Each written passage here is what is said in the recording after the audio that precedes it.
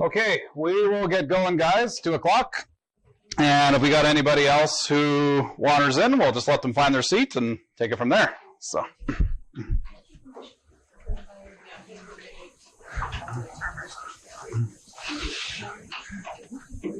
Okay, so as always, we like to start with our disclaimer. Information that's presented by the Central Alberta Real Estate Investors Association, now known as CARIA, within coaching sessions, presentations, or workshops, is not a substitute for professional advice, such as any from any lawyer, mortgage professional, contractor, real estate agent, or any real estate supporting profession, such as the accountants that we have sitting in the room today. So you can get advice from them. The information presented is learned material from legitimate real estate investing resources and can be subjective to matters of opinion. Any attendee of any CARIA meetings, presentations, events, or any CARIA member has full intent of releasing from liability or for any loss due to the user's reliance on any information obtained from CARIA presentation or presenter. We do not guarantee the outcomes for any investor utilizing the information we present, as each situation is unique due to the actions and diligence by the investor and uncontrollable circumstances such as economic factors or unforeseeable discoveries upon purchasing properties, even after professional diligence. To sum that all up, don't do anything silly without consulting somebody who knows what they're talking about first. Okay, so my name is Sean Claremont, for anybody that I haven't had a chance to meet here before. So this is our agenda here for today. So I'm going to take you guys through our introduction to CARIA. After that, we're going to go into introductions for the room. I'm going to do a short presentation on some of the methods that you guys can use to find deals out in the market there. Cindy's going to give us a market update. FBC Accounting, who is actually our sponsor presenter here today, they're going to take us through rental operations and taxation for their presentation. We're going to take a short break after that. I'm actually your investor presenter here for the day. I'm going to end up doing lots of talking here today, so I'll be presenting from 4 to 5. And then basically right at the end of that, it'll be open discussion, deal presentations, and then basically at that point in time, we will break out and take it from there. So first thing, introduction to CARIA.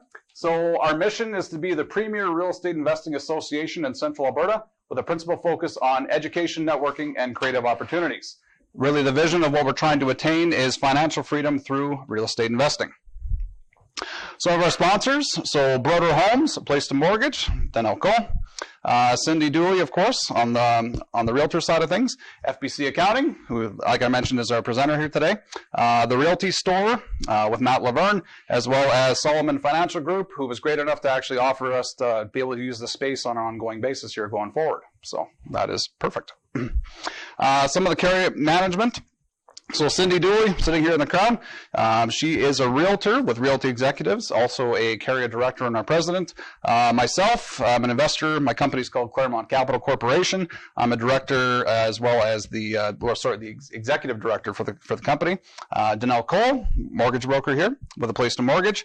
She's a director as well as our corporate secretary. And Kevin Radoulier, who's an investor as well as our treasurer. So some of the things we like to talk about is why you would actually want to join CARIA instead of just coming to the meetings every once in a while. Well, I guess the big reason is that you're going to get a great return on your investment. You get infinite returns on knowledge and utilizing what you learn. You get education and guidance, leverage, local networking, as well as opportunities. When I was putting the presentation together here last night, I actually found this great quote from Warren Buffett. And he basically said, the best investment you can make is investment in yourself. The more you learn, the more you'll earn. And Warren Buffett has done a lot of earning, so we assume he knows what he's talking about. So if you've been sitting on the fence or anything like that, we would encourage you to sign up for a membership. Talk to myself, talk to Denell, Cindy, some of the guys in the room, current members, so don't just take my word for it. We try to make sure that there's always value being offered to the group and take it from there. Come on in. Okay, so we're going to move right into introductions. So this is how we'd like to structure it here today. So who you are, what's your goal with real estate and or investing, whether it's just to be learning, to be a part of something, you want to create some wealth, financial freedom, set up a lasting legacy, and then also what's your biggest hurdle to your next deal? Is it finding capital, qualifying for a mortgage, finding a great deal, getting some education, just getting over the fear of actually getting out there, taking action, and putting something together for the first time or maybe the 12th. But why don't we start with our guests? Why don't we start with yourselves? I'm David Pedora. I'm a business development representative with FBC, Foreign Business Consultants. I have an accounting background. I did mortgages for 12 years. Been around the block and kicked a few tires too along the way. But here we are, and hopefully we can help you out with at least a few tips for going forward with your investment portfolio. Perfect, thank you. My name is Katie McDougall. I'm also with FBC. I'm a business development coordinator.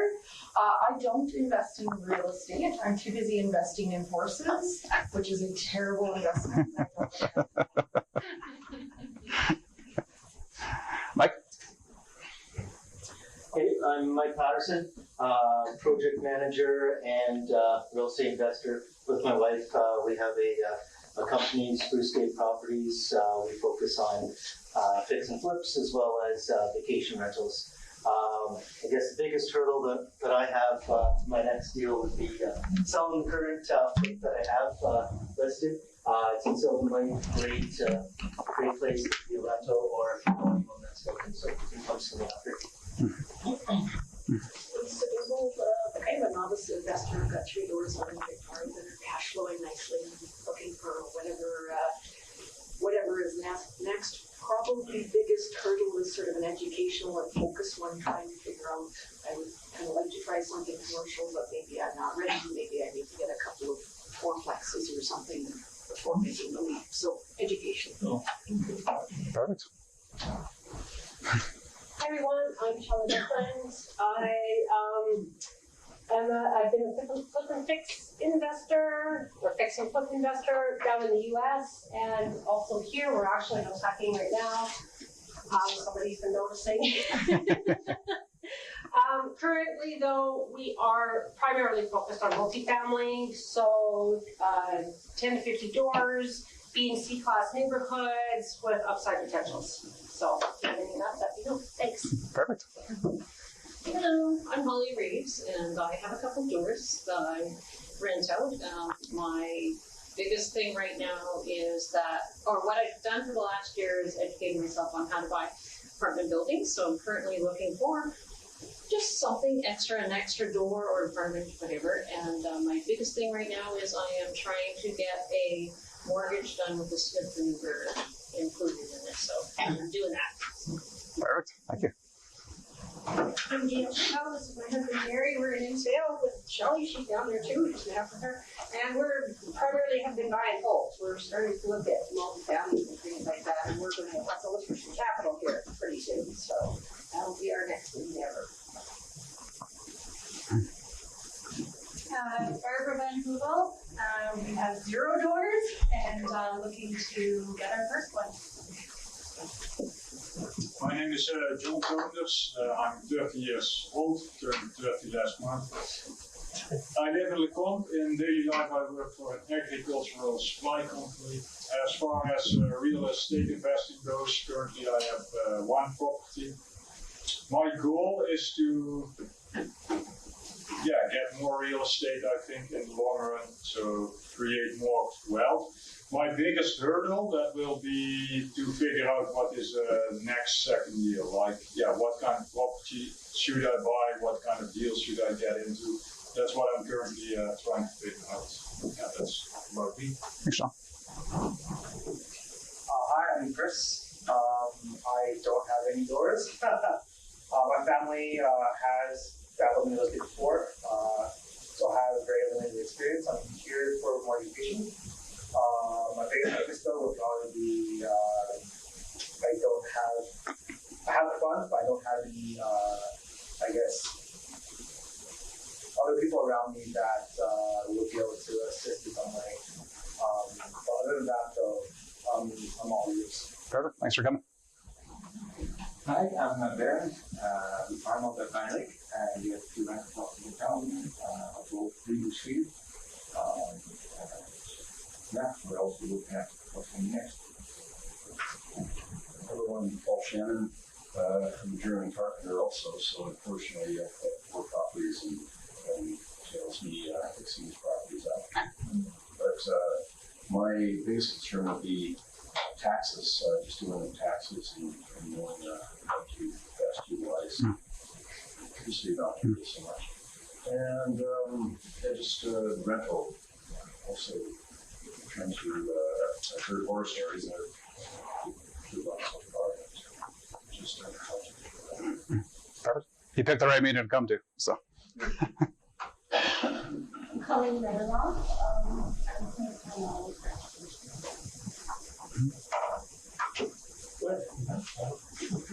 I'm Keith, brand new here. Got nothing. We're looking for everything.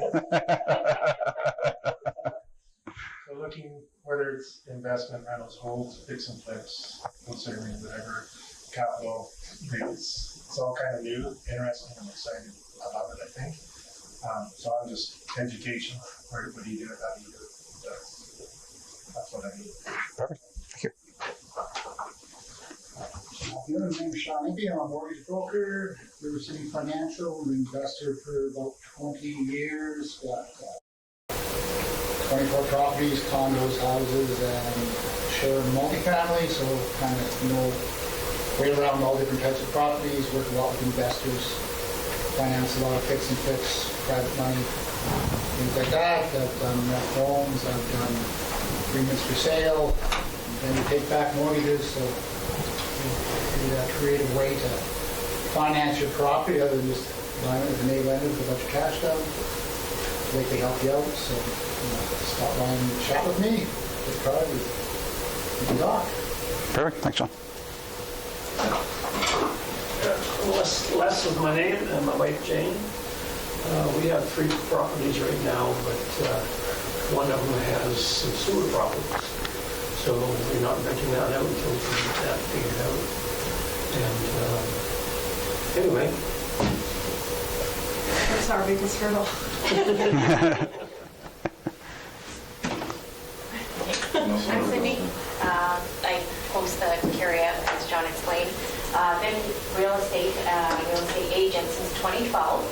Previous to that, 10 years in architecture. Thought being an agent would get me into the real estate investing world of things, and you're into that. Figured that real estate education has really launched me to get the 3 properties that I do have now, all cash flowing, building experience on rented homes, and have dabbled in other creative real estate aspects with other investors as well. My name is Danelle Cole, and I'm a mortgage broker with The Place to Mortgage, and I also do some financial advising with Solomon Financial, and I'm a property investor, so I currently have 5 doors. I've been investing in real estate for the past 15 years or more as well, and just passionate about finding ways of diversifying, and real estate's one of my favorite. Perfect. Hi, I'm David Bailey, retired engineer from way up north, Fort McMurray. I now live in Red Deer. I have one small apartment in Edmonton that I'm renting out. Biggest problem, finding great deals, but more particularly mortgage qualifying. At my age, it's a problem. Yeah, and my name's Sean Claremont. Like I mentioned, I've got an hour presentation later, so I'll probably just save you guys for now. So, getting the most from your membership. So we like to give a little bit of an update in regards to kind of what the Caria ecosystem looks like right now. So we run a meetup page. It's probably the most common way in which people actually hear about us. So there's actually 330 members in there, up from even the last time that we spoke. So again, it is public and also kind of very localized as well, right? So typically, if you're in Red Deer, you're going to get recommendations to kind of join our group. Our Facebook page has got 109 likes. That's a very broad one. I mean, we've got people basically all over Canada that have liked our page. Some who maybe just clicked on it randomly and didn't know what they were doing. But at any rate, we're happy to have them. As well as our Facebook group. There's 26 members in there right now. It is private focus as well as it's a members-only thing. So you actually need to have a Caria membership in order to get in and see what's going on in there. So speaking of which, basically what we actually put in there is the presentation videos, of which I know we don't have any of this year's up yet, but we do have a solution for that. So we'll be giving you guys an update probably next meeting on that. Any deals that you have, or basically if somebody else posts one and you guys are interested in it, you can use it as a public forum for that. Networking events, so it doesn't necessarily need to be just these meetings that we do. I mean, you're more than happy to bring other real estate investors together for various things, whatever you like. And as well as we do actually post all of our events on there, as well as our Facebook page. So if you're wondering actually what the schedule looks like for the rest of the year, at the end of our presentations we do give you the date for the next meeting, but if you're looking to see what does the rest of the year look like, easiest to actually just go to our Facebook page and look at all the events. They're all posted there. We like to mention this as well. So we do have basically connections to 2 different Facebook groups. One is the Central Alberta Landlord and Property Owner Tenant Info page. That one actually has, I think about 500 or 600 members in it, whatever the case it is. And basically it is landlords who, anytime they have a problem, particularly with tenants, will actually post the details on there. The one that we actually run, and this is basically like a sister group to CARIA, is called the Central Alberta Landlords Association. So they both kind of do the same thing, but they kind of do it in a little bit different way. One of the nice things, though, and this is actually something I was educating somebody about it here last week, is that if you've got a new tenant and you actually just go into your Facebook search, like right at the top type thing, and you plug their name in, then what you'll see is that if that name has actually got any hits in those groups, it'll actually show up. So if somebody else has had a nightmare tenant before and you're looking to vet them or whatever the case it is, maybe worthwhile to run their name in there. So it only takes a couple seconds and may save you a lot of headache in the long run. So the first presentation we want to get into is finding great deals. So this is something that probably is the biggest challenge for most real estate investors that I hear of, right? So, I mean, money can typically come around, or you can get a mortgage qualification, regular conventional means, or whatever the case it is. Typically, you can find contractors, not too bad. Typically, you can find tenants, not too bad, but actually finding the deal that makes sense, where the numbers actually all come together at the end of the day, typically seems to be the biggest challenge. So what we did is we actually compiled a list of basically 3 primary methods, and then we'll go into some specifics of how basically some of the things you guys can use to be finding deals. So we got 3 primary sources. The first one being marketing, the second one being negotiating, and the third one being networking. Now, I'd like to take credit for this segment, but it was actually one of the courses as part of Stefan Arneo's program. So basically everything that you're seeing here is really what was in there as well. So on the marketing side of things, we're going to talk about some of the methods available to you. So one of the first ones is called driving for dollars, and it is very much just like it sounds. So this is typically where you'll have 2 people, sometimes even 3 people in a vehicle, 1 person driving, and basically 2 people spotting. So and all you'll do is you'll go around more so kind of B and C class type neighborhoods, and you're looking for just houses that look like crap, is the easiest way to put it, right? You got storm doors, basically slamming around in the wind or whatever the case it is. Property doesn't look like it's been taken care of. The roof looks like it's about to cave in. Mailboxes are just absolutely stuffed full of basically probably court summons and everything else, right? Those are all the types of places that you may actually be able to get a good deal, because most likely that property has been abandoned or there's something going on with it or whatever the case it is, and you can go from there. Now, there's a couple different ways that you can actually action this. We've done a couple before in the past where basically your 2 spotters will basically just be writing the property addresses down and all that type of thing. You can send letters to all the properties. Sometimes that works. Of course, not if they're vacant. Sometimes the mail is actually being forwarded to somewhere else, so hopefully it actually does get to the owner. There's a couple, and kind of in conjunction with that, a couple of things you could do. You could put notes on the door. You can put a door hanger up, right? Just something so you can actually try to get the attention. Even go knock on the door. Who knows? Maybe the tenants are home, and maybe they're more than happy to give you the owner's contact information. You never know. Bandit signs. So you guys have probably seen this quite a bit before. I was actually talking to a guy here last week. and he's got actually just a really interesting way of which he does bandit signs. He actually goes to properties that are already listed, so there's actually like a realtor sign sitting on the property.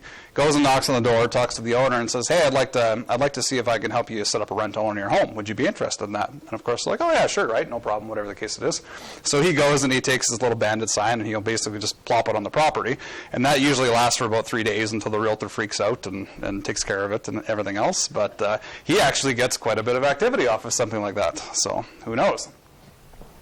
Door knocking, hangers, handwritten notes. One of the best ones actually that I've ever seen is this is another thing that actually came out of one of Stefan Arneo's coaches. What he'll do is that he'll actually go around a neighborhood and basically leave a note on the door and say something very ambiguous. Say, "Hey, I stopped by around 3 o'clock. I can come by again at 5 o'clock. Give me a call at this number."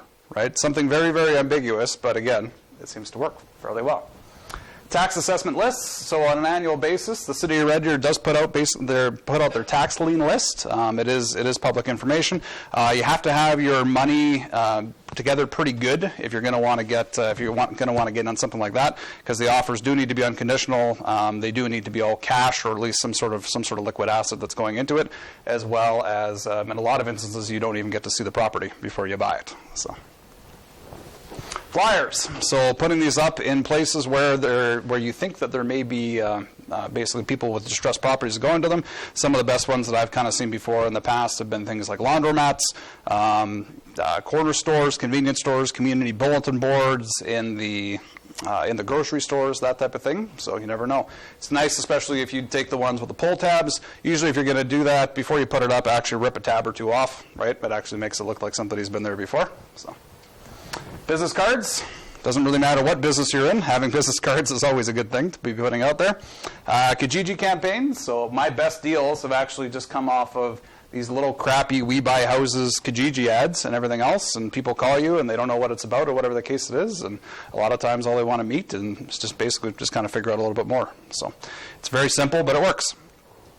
Referral programs as well. Probably one of the most powerful programs in any business, really, is basically just kind of referring that information on. So pretty common, especially if you have like a home buyer's business card. You'll just say, we'll pay $500 for referral on close or whatever the case it is. $1,000, $5,000, really doesn't matter what the number is. Of course, the higher it is, the more you're probably going to incentivize somebody to give you that information. So those are as well as pay-per-click. It's called acronym PPC advertising. You can do the same thing on Google as well. You can also kind of tie in something like this to running Facebook advertising campaigns. There's a pile of different ways you can do it. So the challenge typically with marketing is that you have to be able to put a little bit of money into it. Even though some of these things are going to be much more expensive than others, there will typically always be a cost associated with any type of marketing that you're going to be doing. So negotiating. So actually combing through the MLS, one of the best methods a lot of times is just to go street by street or area by area and actually just look for houses that look like they're probably about to fall over, right? There's a couple other different ways of doing it too. One of the things that I've always found is that typically if there's only one picture of the house and it's just a picture of the exterior, it might be a good deal. So it might be one that you want to look into. So. MLS lists as well. So this is something particularly if you're going to be working with your realtors, something that would be very good to set up, right? Typically, if you're trying to think about really the psychology of somebody who's trying to sell a property, once you kind of hit that 90-day mark, things start getting a little dicey, especially if the place is vacant and everything else. 180 days, probably even worse type things. So there may be some specific targeting you can come up with things like that. The MLS lists also allow you to do searches on specific criteria if they put in the description, things like motivated seller and stuff like that. So talk to your realtor and they can actually help you get set up with that as well. Networking. Realtors. Probably one of your best sources of deals. Realtors are always working in this, so good to always be speaking with your realtor, other realtors out in the market, anything like that. Every once in a while, realtors will get access to deals before they actually hit the MLS. They're probably some of the best ones out there, but of course you have to be able to move on them pretty quick, and you have to try to figure out how am I going to incentivize the realtor to basically give me those type of deals. So, lawyers, also a good point of contact for networking. Every once in a while, I mean, they're dealing with people going through all sorts of different things. So, mortgage brokers, of course, always deal makers. So really good to have these people as contacts, be speaking with them specifically. They're actually a great source for lending style deals as well. So Danelle and I have done a bunch here before. Sean Impey, I know you and I have talked about them before, about some different ones that are out there. So if you're looking for lending style deals, very, very, very, very great source for that.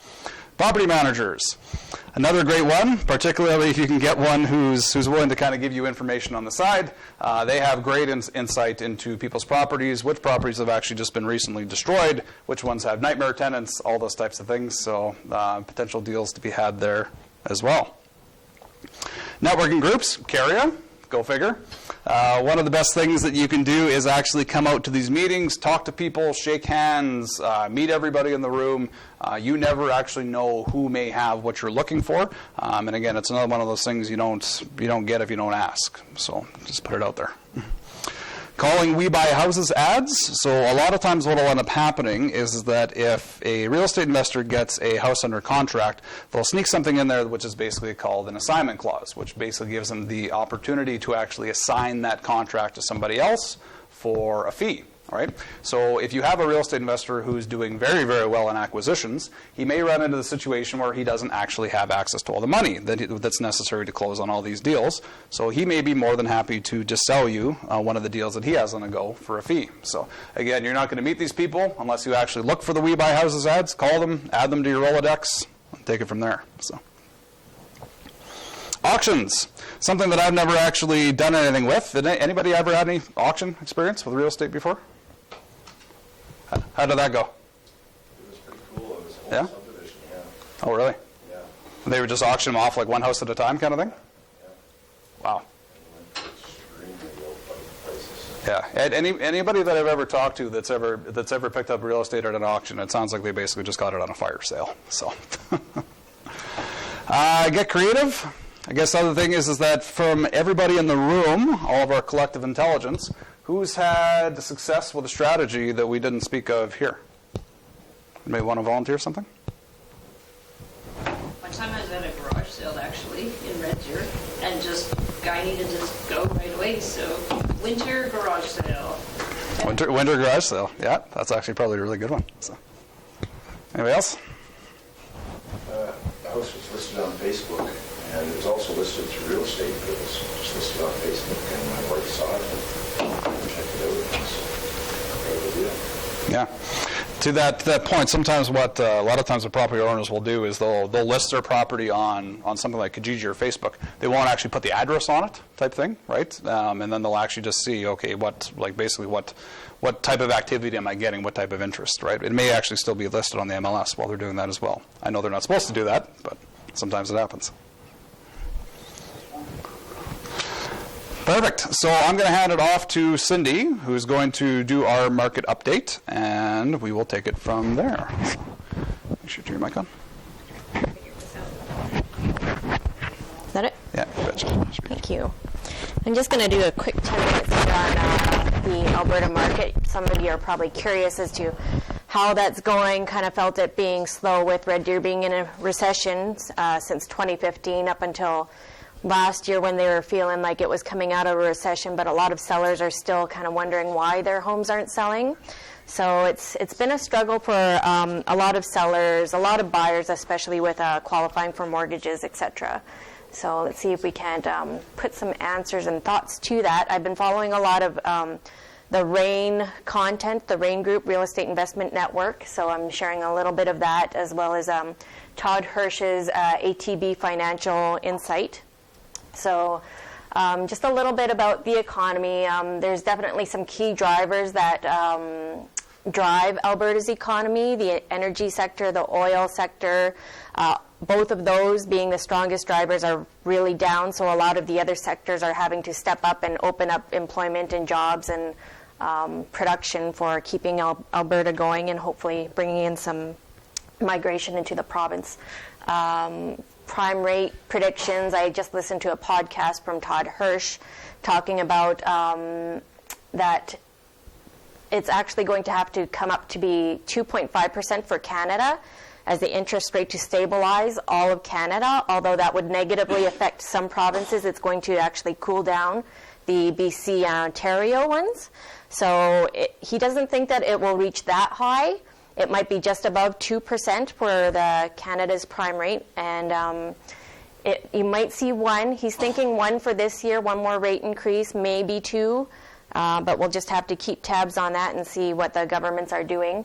I heard that the oil industry has been put on hold with so much oil production that's affecting jobs and the economy, and in turn the real estate market, because a lot of the equity that finances the real estate is through the people in the oil industry.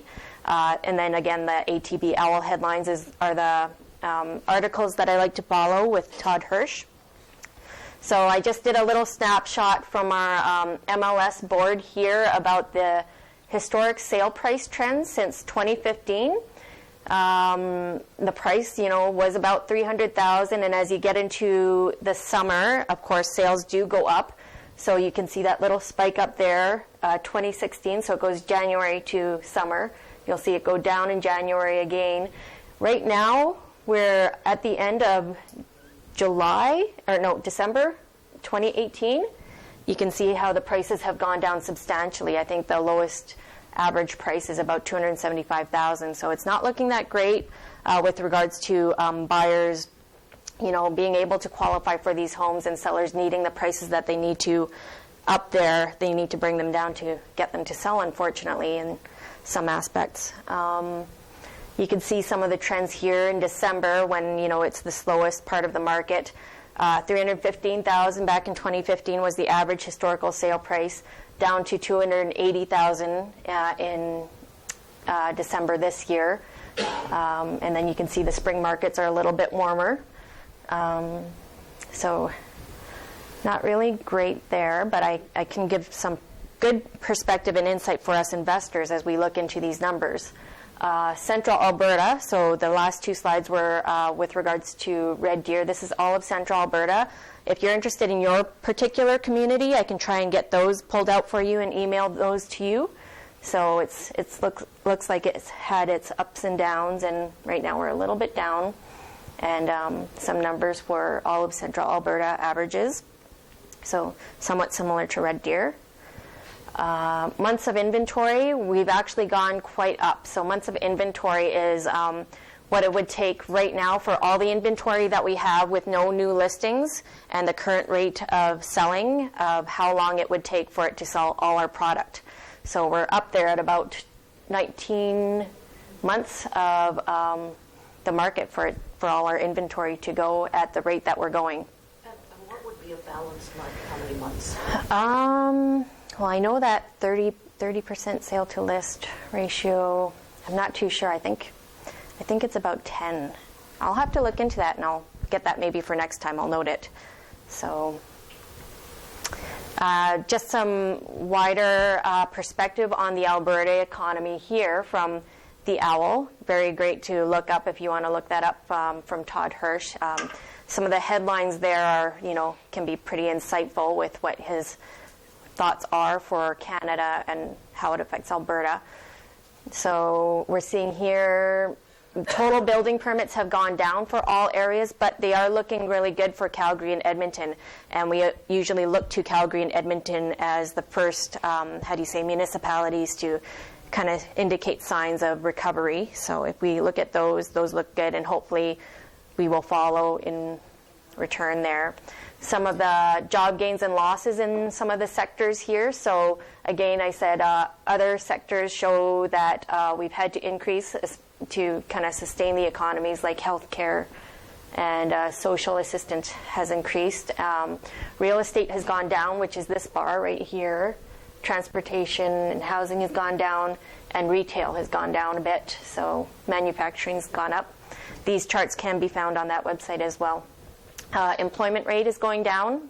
Unemployment rate is going down, so it's good to see. Top 10 towns as of October 2018, according to RAIN. So if you're looking to invest in these areas, this is where you sit when they look at the 23 or so economic factors that drive these assessments and reports. So we're looking pretty good here. Lacomb's on the chart as number 10, Red Deer's number 7, and then first and foremost, Edmonton and Calgary would be, places to look, as well as Lethbridge. So what does this mean for us as investors? I know all of it has sounded really negative, but we have to, think of it in perspective, like Warren Buffett, and take advantage of some of the lower prices, buy low, right? Sell high. So we will hit a recovery. It's just a question of when. And the market does cycle. If you buy the book Secrets of the Canadian Real Estate Cycle by Don Campbell, he does give some insight and thought as to how the market trends, and based on historic trends, that it will bounce back. And we're thinking 2021 may be around the time that we can hopefully anticipate our next boom, whether it's a smaller boom or a higher boom. History tends to repeat itself. As we hit recovery, values will increase and rents will increase. So right now, prices are looking pretty attractive for real estate, especially those investment income properties, multifamilies, suited houses, fourplexes. I've seen some really good prices there. Take advantage of those, because all of real estate has gone down 3% per year since 2015. So if those go back up, we can bank on, as the market recovers, that increase in value. So we buy low. Even though the cap rates seem low right now with the rental incomes, we just have to figure out a plan of how to sustain right now for the next 1 to 2 years. And as soon as those rents increase, which Matthew Laverne from the Property Store say that they're down 15 to 30% from what they were 3 years ago. If those increase, then we will be looking at a definite increased ROI if we can manage to buy low, hold on to these properties for a couple of years, recalculate some of the strategy, and hopefully realize this return on investment. It also gives us the ability to refinance in some instances as we fix properties up and refinance them at the higher values. And in a larger, hotter market, we can eventually sell our smaller assets to hopefully anticipate the next recession and purchase bigger ones, which is what I'm seeing right now with some investors. They're liquidating a lot of their smaller assets and buying larger multifamily properties.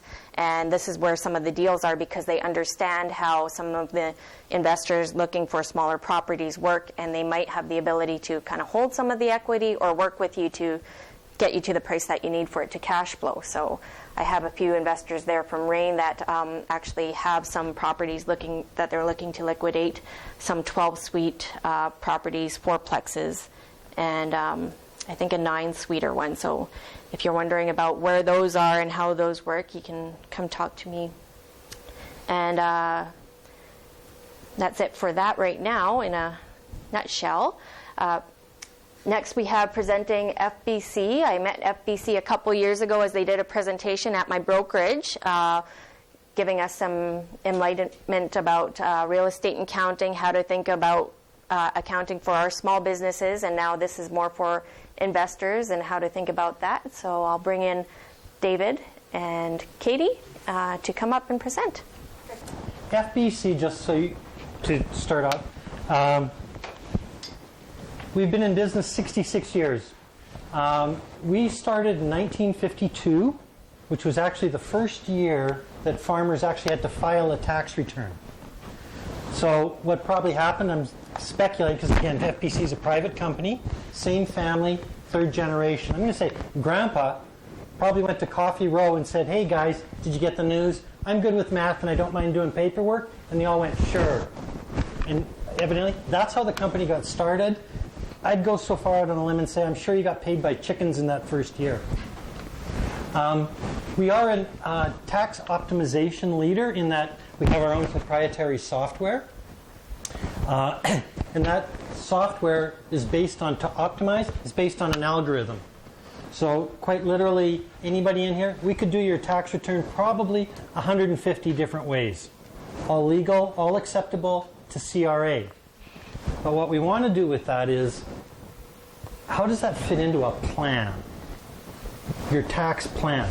And again, because again, of that 150, we could probably take 140 of them and go, they don't fit into what you're trying to accomplish.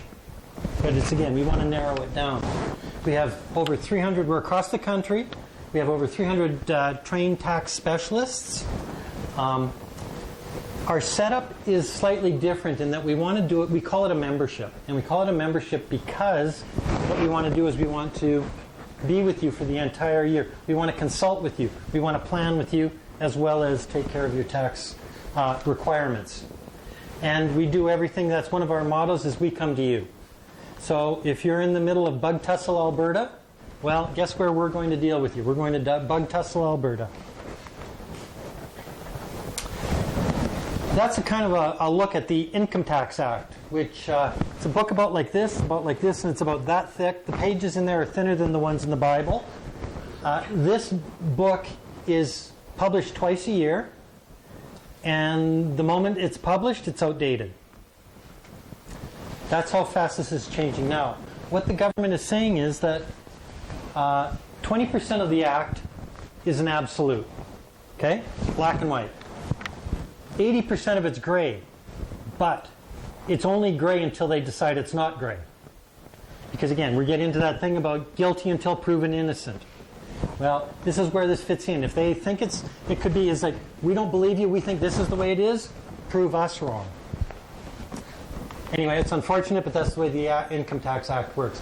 Okay, ways to pay less tax for yourselves. There's planning, preparation, and then taking care of your audit risk. Planning. Seems simple. Stay organized. That's going to be spend 30 minutes a month going through your expenses, going through your stuff, filing it, keeping yourself organized. Because at the end of the day, with CRA, your best defense is your bookkeeping. That's what we had sort of touched on that a little bit earlier. It's bookkeeping. Because they're going to come in and go, what about that? And you go, here it is. And they go, oh, okay. What about that? Okay, here it is. Okay. Then it's like, okay, we're not having any fun. Let's get out of here. Take your receipts, take them out of your wallet and your shoebox, put them into a binder. There it's at least organized. As well, you can go online, you can transfer your credit card balances, you can do that. There's also apps in here. You can take a scan of your receipt and it'll download it to your software package. So will it download it like into the area? Does it know? Is it like that one in the States that downloads it into the right area? Yes. Okay, awesome. Our software we use is called Cashew. For all intent and purposes, it's similar to Simply Accounting or QuickBooks, but this is the one we do. It's also, as a part of our membership, we pay the license fee for you. Beware of your available deductions.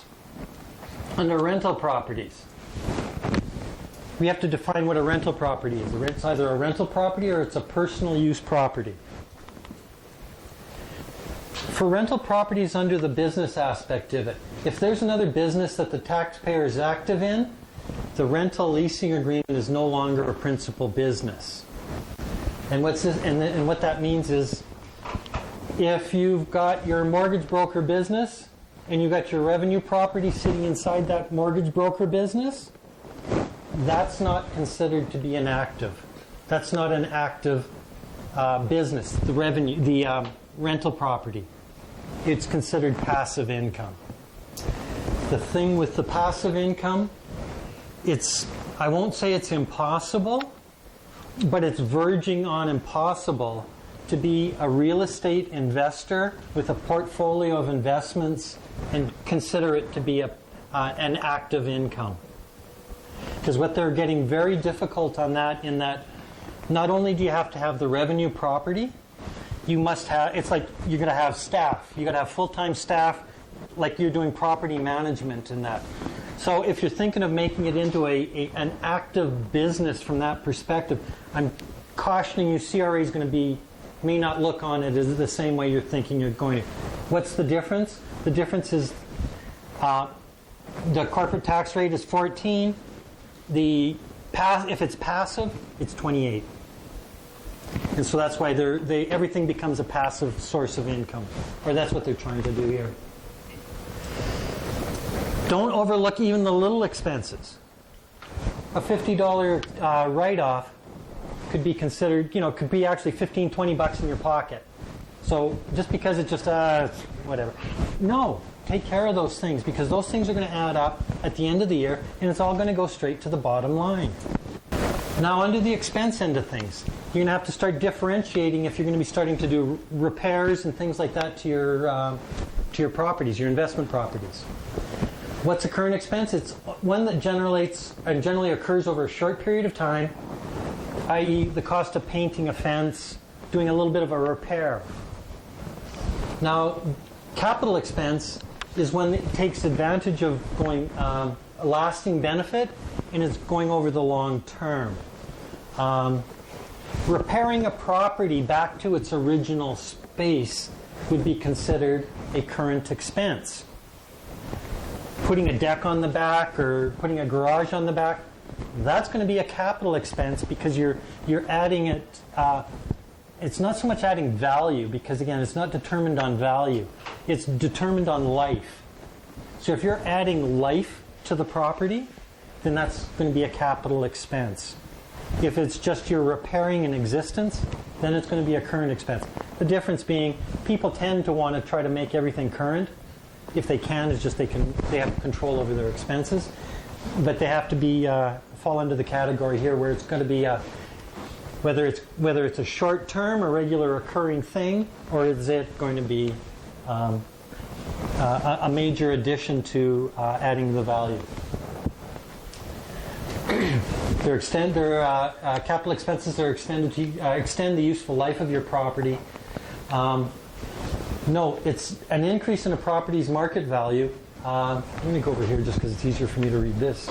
An increase in the property value because of an expense is not a major factor in deciding whether the expense is current or capital. That's what I'm getting at. It's not based on value. Now here's some of the little differences here with the expenses. The expense provides a lasting life or benefit. Gives life, if it's a capital, it's going to give life over the long term, and it's over the short term about being current. The expense maintains or improves the property. If you're repairing it to beyond its original condition, explaining a wooden fence and replacing it with a concrete, you've increased and you've added value to it from that perspective, versus repairing a couple of slats and painting it, which would be a current expense. So that would be the repair that restores it to its original condition. Expense that's for part of the property. Generally, new assets replacing existing assets are within the property. Example, you've got a furnished apartment or furnished home, and you're replacing appliances in that. That's going to be a capital expense, because there's going to be the long-term useful life of that asset. Whereas if you're replacing some electrical, it's replacing it, that's not improving it, that's just making it work properly. And then the value of the expense is not used in the criteria. It can only determine whether an expense is capital or current based on the three. It's about life, not value. So those capital expenses can only be claimed when you sell the property, or No. What it's meaning by that is that when you're writing it off, you're going to be writing off a portion of that. So if in that scenario where you're putting in the new concrete steps, okay, again, I'm not positive on the term, but it could be they're going to determine that those steps have a useful life of 10 years. And it costs you $1,000 to put those steps in. Well, you're going to get a $100 write-off every year for the next 10 years. Versus if we were painting that thing and it cost you $250 to paint it and repair a couple of slats, you'd expense that entirely in the first year. HSA, home health spending accounts. Everybody familiar? Yes? No? Health spending account can be a very, very helpful tool to you. What it is it's, for all intent and purposes, it's taking money from your company or business and putting it over here with a third party and that administrates this expense for you. So for example, I'll use the numbers. You've got you put $4,000 over into this account because you know that your whole family needs dental work, okay? And the kids need braces. So you've got $4,000 that you've taken from your corporation and put it over here. Now when you go and spend that $4,000 on that dental work, you pay the dentist the $4,000, get your receipt, and you take that receipt and you submit it to the administrator, who then sends you back your return on that dental work. What that does is you're paying for that dental work with before-tax corporate dollars versus after-tax personal dollars. This is what I'm talking about. Both of them have the $4,000 expense. Without having it and it's just coming out of your pocket. And this is based on a $100,000 income and using 43%. Okay, so bear that in mind. To make that $4,000, you had to earn an additional $3,100.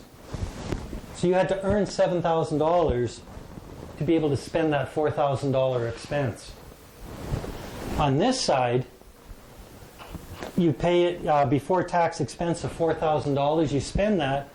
The administration fee on that amount, typically, this might be a little bit off, but that number, because it was Ontario, I think it's actually 10%, so it would be $400. So the cost to you would be $4,400 in that scenario. So what's the savings between those two? Well, we use the old numbers, but it's saving the $2,800. And that's just paying it because you're paying with it before tax corporate dollars versus after tax personal dollars. These can be set up. They can be set up either if you're a corporation, which you would do. And we would help you with it. But they have now got it set up that you can do it through just being a sole proprietorship. Because again, they've got it administered that the way it goes through the administrating people can do it even if you're just a sole proprietorship. That's your health spending account. That's the health spending account. So long as it's within a corporation. It doesn't have to be in a corporation. It's easy to be in a corporation because it's just you. If we have to do it with you, the administrator, that way, and you're a sole proprietorship, it gets set up, and I think they've got a way that they put it in that it makes it look like it's a corporation, and then they do the same thing. Yeah. I also just want to note, if you are still working or are employed somewhere else and you've got benefits through work, a lot of people, their benefits cover 80%. So let's say in that scenario, the kids need braces and your deductible ends up being $500. You don't have to put $4,000 in a health spending account. You can put $1,000, $500, however much. It's a personal decision. So if you are putting something through your benefits, you go to the dentist, it's $4,000, you pay the $4,000, you get $3,500 back. You can submit that $500 deductible to your health spending account as well, and you'll save some tax dollars there as well. Absolutely. So it would cover all of those type of things. Would Blue Cross payments be eligible under that? No. Because then you're double dipping. No. Because you're getting a benefit over here from the Blue Cross already. So yeah, it would be in conjunction with, but it would not be rebating you for. And I'm not 100% familiar with Blue Cross, but if there was a deductible on that, you deduct the deductible. Yeah. Well, you see, but what aspect of that? Yes, because again, Blue Cross isn't going to cover you 100%. So like for meds, you're getting charged covered, I think 70%. Katie's saying is that other 30% could be handled through here. But you're paying monthly. But your premium is not covered. Can we still do this for 2018, or would the money have had to be put in prior? Yeah. Not prior. Yeah, you can't backdate. I don't think you can do like a retroactive. Yeah. Does it work the same for eyewear? Sorry? Does it work the same for eyewear? Yes. Yes. It actually is so incredibly comprehensive. If something was to happen to you where, God forbid, let's say you fell and you broke your leg and you couldn't do the normal functions like cleaning your home, you can expense having your house cleaner come in. I put through where we went and got where we live, there's a fitness club there. And so we bought some sessions with them. We put that through the health spending account. Can I question? Yes. It says medical expense. What is medical expense? That was probably because we didn't have room to put everything else that was under the cap. It's a lot of supposed medical expense plans do not cover hearing aids. I can't say that I've applied for one, but I would go out on a limb and say I'm 100% convinced you'd be able to get your hearing aid paid for in full. Well, that's why I'm asking the question. What does medical expense mean? I can find out for you right now. Yeah. I can find out if hearing aids would be covered, because I know with the particular administrator that we use National Health Claim, and the list of things that they will cover is like 3.5 pages long. Yeah. Like I said, like it'll even get cover teeth, you can get eyes, you get an awful lot of things, but not hearing. For some strange reason. That's bizarre. Actually, I find that really strange. It's like, wow. Yeah. What is your provider's fee? It used to be, I believe there may have been a change this year, but it used to be a percentage of what you put in. 5, 8, 10? As far as I know, and don't quote me, but I believe, my understanding is 10. Yeah, we have a plan, we pay 10%. Yeah. We made different way of owning. Yeah. So again, that's why I said the 400 here, because again, I believe it's 10. So that should be 400, and that should be 4,400. It's incredibly easy and really easy to use. You just take a picture. There's an app on your phone. You take a picture of your receipt, and within 2 days, it's direct deposit into your account. Yeah, Snap, Claim Snap, isn't there? Snap Claim? Claim Snap. So I've got, believe it, even I have that app. You said something about a sole proprietorship, or where it says a corporation or whatever. I don't think I have any of the above. I have a job and 3 doors of a rental house. Do I need to set up some sort of a business thing to do this? The thing is you can call yourself a sole proprietorship, just the fact that you have your 3 doors. Okay, all right. So that's, again, a sole proprietorship is, most people, I shouldn't say that, a lot of people that are sole proprietors are in the same scenario. They have their business and then they have another job that they're getting T4'd on. And that's still considered a sole proprietorship. While we're here and having some good discussion, anybody else? Home business. Everybody has a home business, right? Or home office anyway. Because they're going to be able to utilize, and it's a percentage, and you can, whether you use one, versus one of 6 rooms, or it's an actual percentage of what the square footage is on your above grade. But you can use that percentage to deduct all of the expenses for utilities, which would include cable and internet, property taxes, home insurance, repairs, mortgage interest. These are all deductions you should be taking with having your home office. And then what it comes into is, to what degree do you want to push the limits, right? Where's your risk? Are you the guy that wants to be on the edge with CRA and you want to say, yeah, a quarter of my house is used? Well, that's a little bit high. But if, we'd probably try to talk you out of that, because it seems like that's going to be a little bit of at least you're getting a yellow flag waved over your head. But anyway, typically they're 15, 18%. Yes?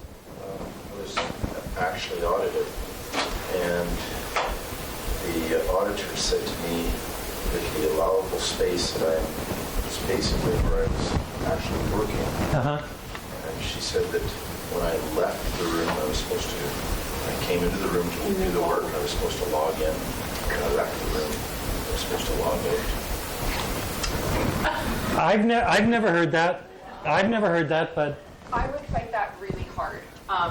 And like I know that our audit coordinator at our office, that would have probably sent her right off the edge, to be honest, because what are you supposed to use that space for otherwise? Like, you can argue like, oh, you can sit in there and do your Facebooking or watch videos on the internet or whatever, but like, you got a really poison auditor, to be honest. Like, that's really extreme. With that being said, though, one thing I do want to note really quickly is, of course, you write off your home office, and yeah, you after that you stop doing it. I'm not going to get to do this. I don't want to get it's bad enough, I would have fought that really hard.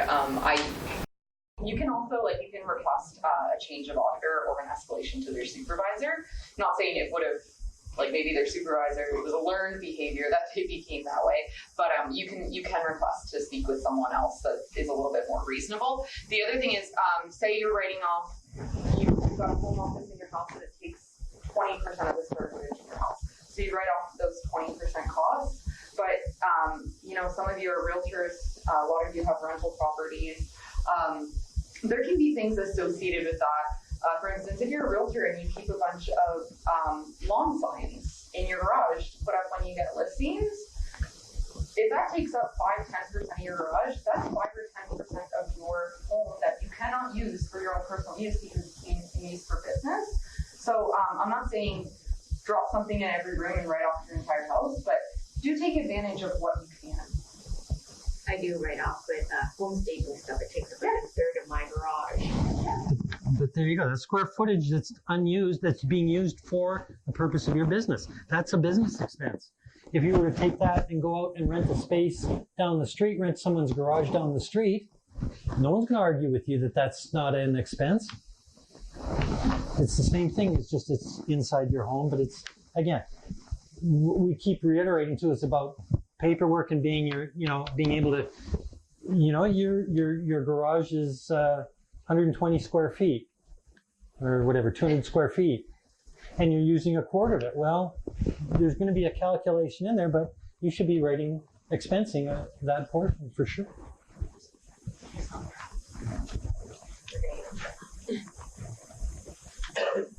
Track your mileage. Mile Tracker. It's an app. Again, your best defense is going to be keeping a log, because if they turn around and you get audited, they're going to come in and go, okay, you got all this mileage expense. Let's see your log. How are you tracking this? What are you doing to keep track of this?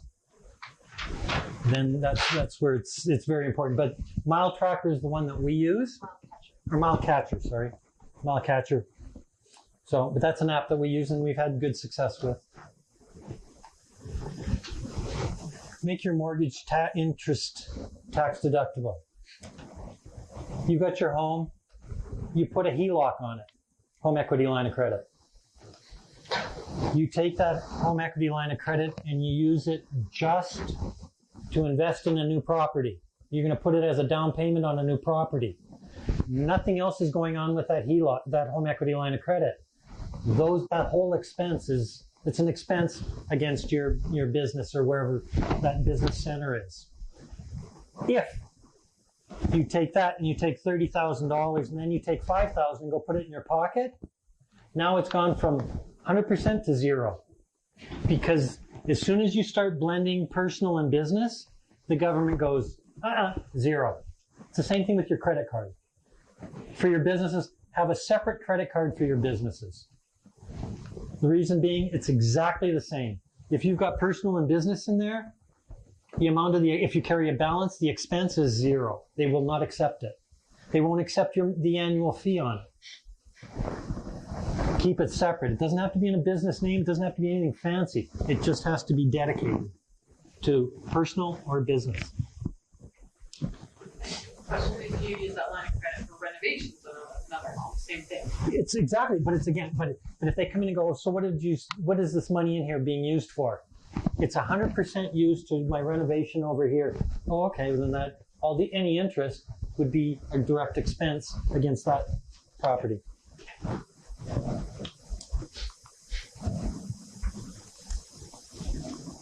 this, get the facts. What this is really touching on is that when you're in your properties, you can actually, like on your personal properties, you can depreciate them.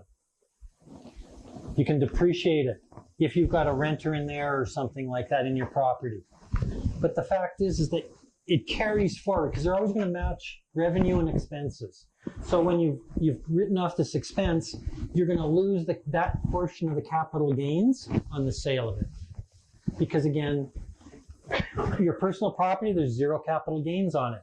If you've depreciated at 20%, well, when you sell it, there's going to be a 20% tax, capital gains tax on it because you've taken the expense already over here. So I'm not sure this would be the most appropriate way to go about doing things, but it's just be careful that way. I've heard of some investors, when I talk to them, that don't even want to depreciate it upfront, so.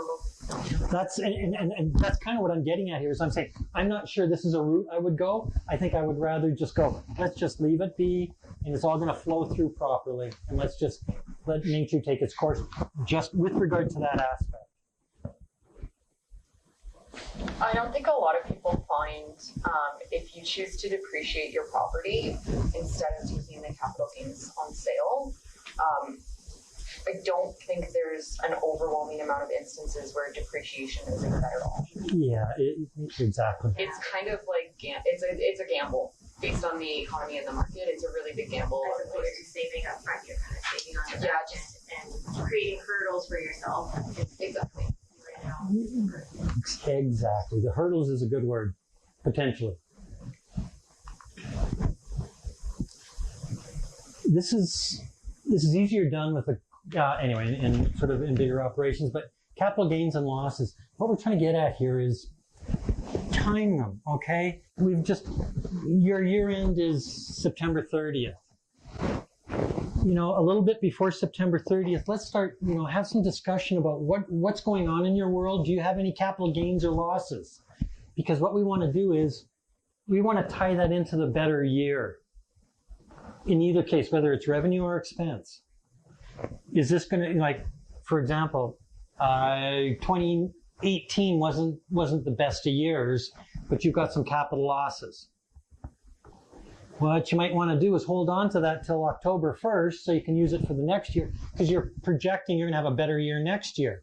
So you want to time the expense with the bigger revenue to bring down the revenue over here versus over here, which is you didn't have a whole lot of revenue. So again, that's whether you're talking about gains and losses, both of them. But it's timing it, think it through as to when it would be best utilized in your own particular situation. Take advantages of your TFSAs and spousal RRSPs. You want to maximize unused contribution room.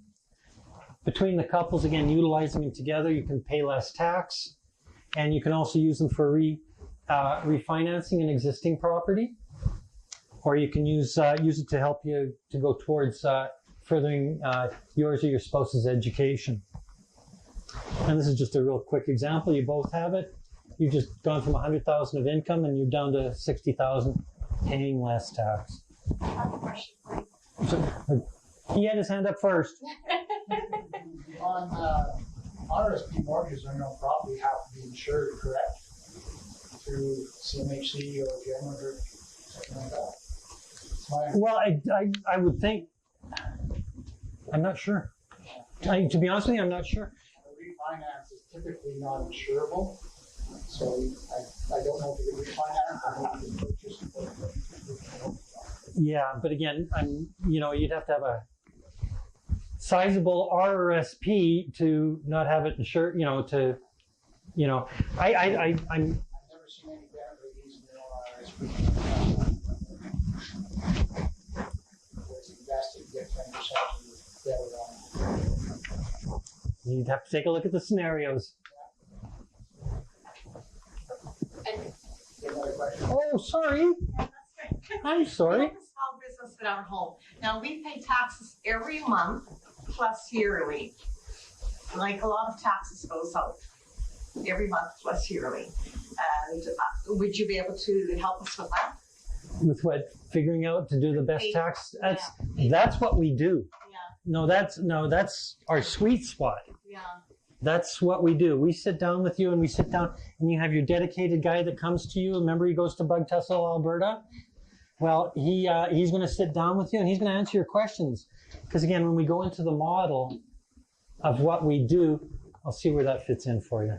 Okay?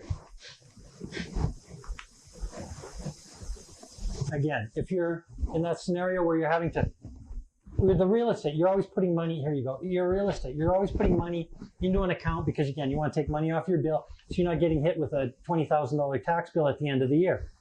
What you're saying is as you're pulling that money out, it's going to help put it into a high interest savings account until you have to make your installments. At least that way, you're trying to make that money work for you versus just sitting there doing nothing. Just for the record, if that is something that you're willing or wanting to do, EQ Bank is an online bank and they have a great high interest savings account, much better than what I think I've seen otherwise. Tangerine used to have a good one, they don't anymore. It would be EQ Bank that would have the best. How do you spell that? Just EQ, like EQ Bank? yeah.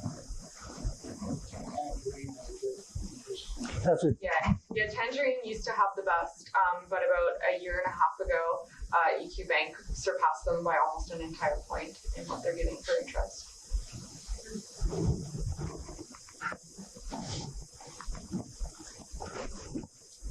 planning, when to incorporate? So, I mean, it's a great question because, again, it does take some thought, because just because you're going to incorporate doesn't mean it's the right thing to do, because there can be a right time, a wrong time, a better time, a worse time. You have to sit down and go through it. When the business is generating profits in excess of personal spending requirements. So the business is generating 100 grand, you need 60 grand to run your operation. You've got that $40,000 sitting there. That's a good time to incorporate because you want to pay less tax on that money. That's what you want to, that's where you want, because otherwise you're paying too much on it, just on the personal side of things. When the tax benefit of a corporate structure outweighs the cost of the extra administration. Okay, what is it? Well, we'll just say rough numbers, $1,000 to set up a corporation, to go buy a corporation. Then you've got $100 kick in the pants every year when you have to go down to registries, tell them that nothing has changed and give them $100. But that's your annual return, not a tax return, annual return. So you're doing that every year. Then you've got the additional tax return that has to be filed. Just a rough number, $1,500 to do a corporate return. So what this is saying is, if it's $1,500, it's got to be $1,600 a year plus your startup costs. But the benefit has to be better than that, otherwise it doesn't make any sense. It's not better to incorporate. So you want to be able to cover these, the benefit has to cover those, be able to cover those costs. As well as you want greater flexibility for your exit strategy and transferring the operations to the next generation. Sean, you've got whatever doors, a few doors. You know, you want to. It's easier to just start selling off pieces of them within the corporation. If you want to bring in a partner, you just issue some more shares. There's just a whole lot of flexibility that you've got from that perspective in bringing in people in and out. Because as a sole proprietorship, the sole proprietorship exists as long as you are alive. Because again, the moment you die, then the corporation, the sole proprietorship is over. The business is over because you are the business. In a corporation, the corporation will succeed with or without you because again, it's its own entity.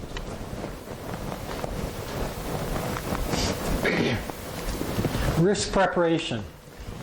Some statistics for you. 61 hours spent on complying with CRA auditors. You might be able to address this after, just how long in time and efforts. Days lost to productivity, 9-10 days, and $12 billion. A friend of mine has a property management company in Canmore. He got a GST off it. It's a decent-sized company.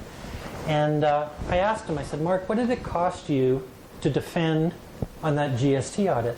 And he said, Dave, off the top of my head, he says somewhere between 10 and 15 grand.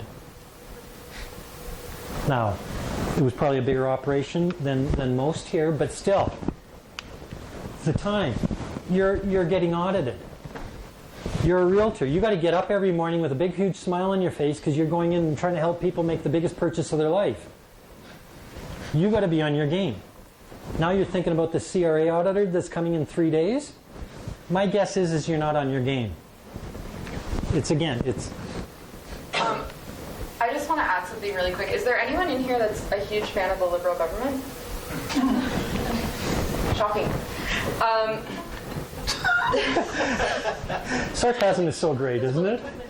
Yes. If you don't want to admit it, I understand. So obviously we all know the Liberal government took over and they've been doing a wonderful job.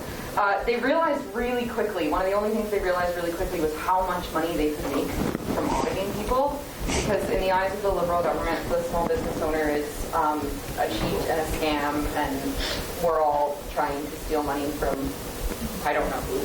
But they released a study a couple months ago, the results of the study. So April 1st, 2016 to March 31st, 2017, so one entire year.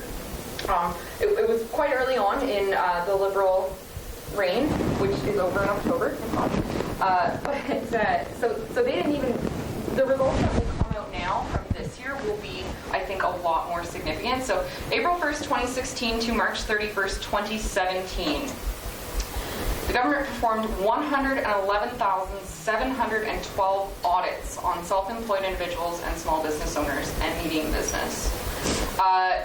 Of those 111,000, 335 of those cases were referred to the RCMP for criminal investigation. 123 search warrants were executed.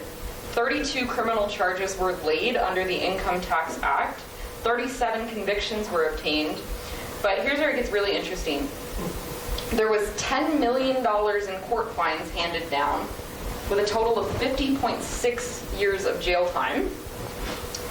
And this 111,712 audits that were performed got the Liberal government $12.5 billion of income that they didn't expect to get. So if I was part of that, as a thinker, I would say this is a really good opportunity to make money. Let's do more. Let's do 200,000 audits next year. And we're seeing that that's the direction that they're going in. They've realized really quickly that they are able to generate mass amounts of revenue. And then they just hire 1,000 more auditors.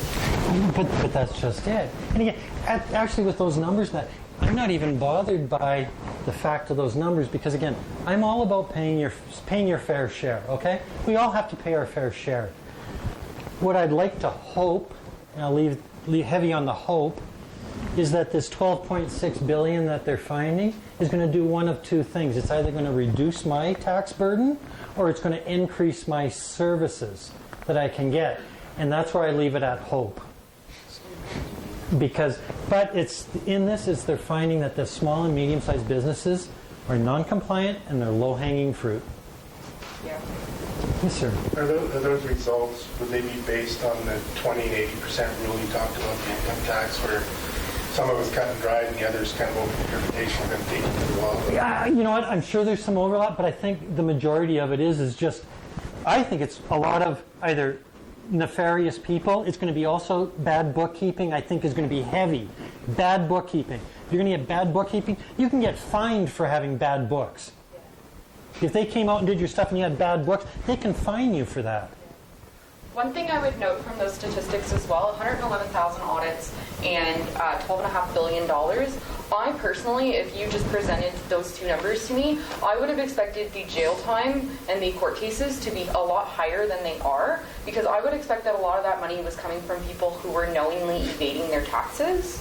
But because I can't speak they didn't release a whole lot of details about it. The statistic and the accompanying press release is available on Canada.ca under the CRA tab, but there's not a whole lot of details on it. So from my reasoning, I don't think there was a lot of open tax evasion pursued that year. Or the other thing about openly evading your taxes is that it's not a quick process for them to get you through the court system, so they might not have released a statistic on that.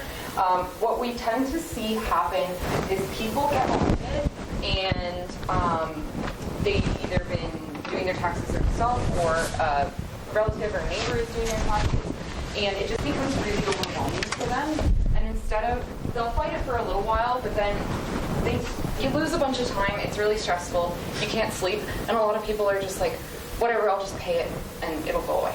And I can totally empathize with people that do that. 100%. It's not a position anyone wants to be in, but it's such a bad idea because it costs you so much more money than it has to.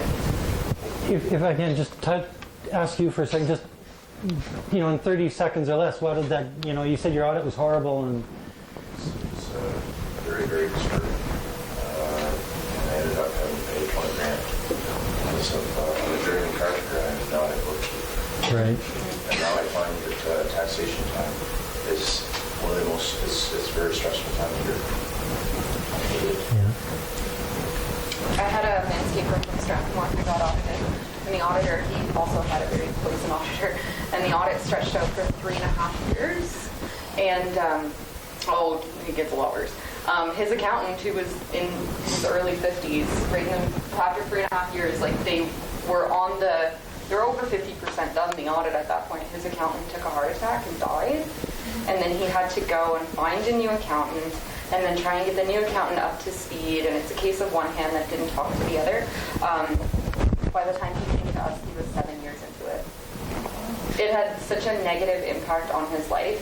He started to go through a lot of stress-related medical problems. It was very hard on his marriage. It was really, it's the saddest case I've ever seen, and it was very early on in my career, but it's not something I would wish on someone. Yeah. Not a fun time. So, just following that, and I hope I'm not asking the wrong question here, is your purpose, FBC, to avoid that? It came to you and you did it, everything is, you're likely not to go through this stuff? We'll touch on in a little bit really about what we're going to do, and I think that will answer your question for you. What can trigger an audit for you? Not filing on time. Makes sense. Lots of people do it, but it's just you're starting to make some awareness on yourself. Filing a return with errors. This one actually makes me laugh because, again, I think you're better off not filing than filing one with bogus numbers, because you start putting in bogus numbers, then they get ticked, and now they're coming after you, and now they're coming at you with a big stick. And you're almost better off not filing than filing a return with bogus numbers. This one, if you ever get that call that says, "Hi, it's CRA, and we want to see some stuff from you," you can negotiate at that time typically, because again, it could be, I'm out of town for the next month because I've got to go, I'm going on a mission trip, I'm gone for a month, so I can't give you your information in 3 weeks. Give me 2 months and I'll get back to you. They're like, fine, okay, I understand. Now, in that new date that you just negotiated, make sure you have it, because if you don't, now they're getting miserable again. Because they said, we worked with you on something. Bottom line is in this scenario, make your yes, yes, and your no, no. If you say you're going to do something, do it, because they'll work with you on it. But if you've said you're going to do it, then they expect you to do it. Claiming a consistent loss is simple. Everybody has to eat. And if every year you're showing a loss, they're going, how are you eating? It's just going to create an awareness of your situation. High expenses against limited income. Realtors are kind of going through that over the last few years, where the market's sort of gone out of it, but on the same breath, they're still having to try to advertise. They still have to, a new listing wants to have that drone coverage, whatever that is, $500,000 or something to do a drone. They want that. This is all stuff they're doing, and then the lister goes, "Yeah, I changed my mind, and I'm going to go with my cousin." Excuse me? Anyway, this is something realtors over the last few years have been running into this a lot. But the fact is, here in Alberta, it's explainable.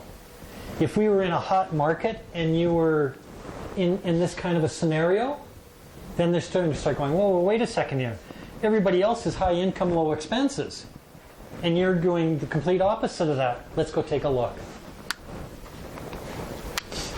And significant fluctuations. If it's your $200,000 profit, $200,000 loss, year over year over year, and it's just going like this, they're going to start asking questions about that kind of stuff. Again, keeping your records. 6 years, it's 6 years plus the current year. So it's like everybody here is 7 years. It's 6 years plus it. Paper electronic software, and it keeping your receipts for that time frame. Now, FBC, and this is where I'm going to get into, our 4 pillars are planning, preparation, consulting, and protection. We actually really do want to try to create a tax plan.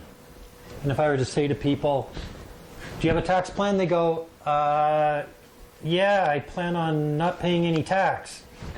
Well, you know what? That's a conclusion and that's a goal. It's like, how are we going to get there? Because we want to get you there as well, but what are we going to do to get you there? And we want to start by doing a 3-year history of what you guys have done over the last 3 years. What do we want to do? We want to put that into our software. We want to see where you're at, and we want to see if there's been any credits that have maybe been overlooked or left behind. And if there are, then we're going to go try to reclaim those for you. We're going to reclaim them, as well as starting to do the best predictor of the future is the past. So it's going to give us a segue into what could be coming down the pike for you guys. Preparation. In our preparation and how we're going to prepare it, again, I had touched on, we've got our software. It's our own proprietary software. We have over $20 million invested in it. CRA wanted to buy it from us, and we said no. Because what are they going to do? They're going to reverse engineer it and get a bag of corks. And we said, no thanks, you guys don't need to know what we know. And as well, under preparation, we want to take a look. We want to take a look at sourcing that. We want to take a look at your bank statement. Because what you think is not an expense, we may disagree with you on. So you want to take a look at that just to make sure you're claiming everything that you possibly can. And again, on-site and data entry. We come to you. I did a one-on-one presentation, similar to this, from Calgary to someone in Bow Island. Well, that's 3.5 hours one way. Drove there, did it, drove back. But that's who we are. That's the way. That's our mandate. Now, under planning as well, to sit down and start doing a plan with you, it's unlimited. It's unlimited phone calls, email, text, in person, whatever it is. Unlimited. Consulting is unlimited in the same way. This would tie into, for those of you that are a sole proprietorship out there and are thinking of incorporating, you ask us all the questions you want about that. We'll sit down and figure it out with you and discuss it with you. That's all included in the membership. This is where I'm saying we want to be with you for the year because we want to work with you the whole thing. How many of you have had this happen? Hey Dave, it's Joe. I want to come in and get my taxes done. Okay, Joe, come to my office tomorrow at 2 and bring your stuff. So at 2 o'clock you show up at my office. You go, here you go, Dave. I go, great, awesome. We'll give you a call when it's ready. Okay. I hand it over to an underling. They do the data entry, print, out spits the report. I go, great, Joe's going to love this. He's getting him back $300. Give him a call and tell him to come in and bring a pen and a checkbook. You come in, you sign off on your return, you stroke me a check for the fees, see you in 11 months. That's what you're getting with about 90% of the tax providers out there. That type of scenario. On the consulting, the corporation, we're going to sit there and discuss. We don't have that meter, that $150 an hour meter. As soon as because again, the last thing we want is you to go, great, I got 4 questions and at the moment I can only cash flow 2 of them. Well, we don't want that. We want you to ask away. We want to work with you. As well as we're going to start doing some estate planning. Bringing your children into them. How are you going to maybe start trying to divest yourself from these scenarios? We're going to sit down and talk to you about that. The tax advantages and how you can go about doing that to the best of your scenario. And then under the protection, I'd mentioned that. Our mandate, we will protect you all the way to the Tax Court of Canada if required. It's our nut the whole time. So whether or not that's the auditor coming out to you, to your place, and we have the auditor come to your place to sit down with you, or whether we're taking them to the Tax Court of Canada, that's our nut the entire way. Yes, sir. I had a registered accountant, and I felt they weren't very helpful. The problem that I have, and again, it's again, I'm just going to use generic terms, like the accountant, okay? It's like your CA. People say, are you guys all CAs? And I look at them and I go, why? They go, well, that's an accountant. I said, well, wouldn't you rather have a tax specialist doing your taxes? Because again, let's think about this. A CA, smart, educated people. How many tax courses did they take? 2? 3? How many have they done since they got their degree? Maybe none? So my question is, how many people here would like to get an electrical engineer to build your bridge? You know, the electrical engineer's taken 2 civil courses. He should basic understand. No, you don't want him to build your bridge because he's an electrical engineer. That's the same thing. Do you want to get yourself an accountant, or do you want to get yourself a tax specialist for doing your taxes? Anyway, that's where, you know, we stand behind it. We'll stand behind you on reassessment, on audit. We're there for you the entire time. As well, we have our guarantee is, if we make a mistake, that's our problem. We'll fix it and we'll pay for it. And we have that in writing no matter what, all day long. Okay, you've been the surveys. If you want, Katie is the one you'd want to talk to, and she'd be the one that would be setting up a one-on-one, like I was telling you about that BOA. Somebody would be coming out here to sit down with you. If you want it at your dining room table. And so Katie would be the one to contact about that. Any other questions? As always. So if you have a HELOC, we said don't mix your personal and business. Okay. So I went out and bought donuts on my HELOC. How do I reset it? Can I just not claim it for that year, but if the next year I go forward with it? My question would be, is it donuts, or is it donuts once a week for the entire year? I think the specific thing that I'm worried about was, for the most part, I've been very, very good about that. But at one point I thought, I've got this other line of credit that is unsecured. It's at a much higher interest rate.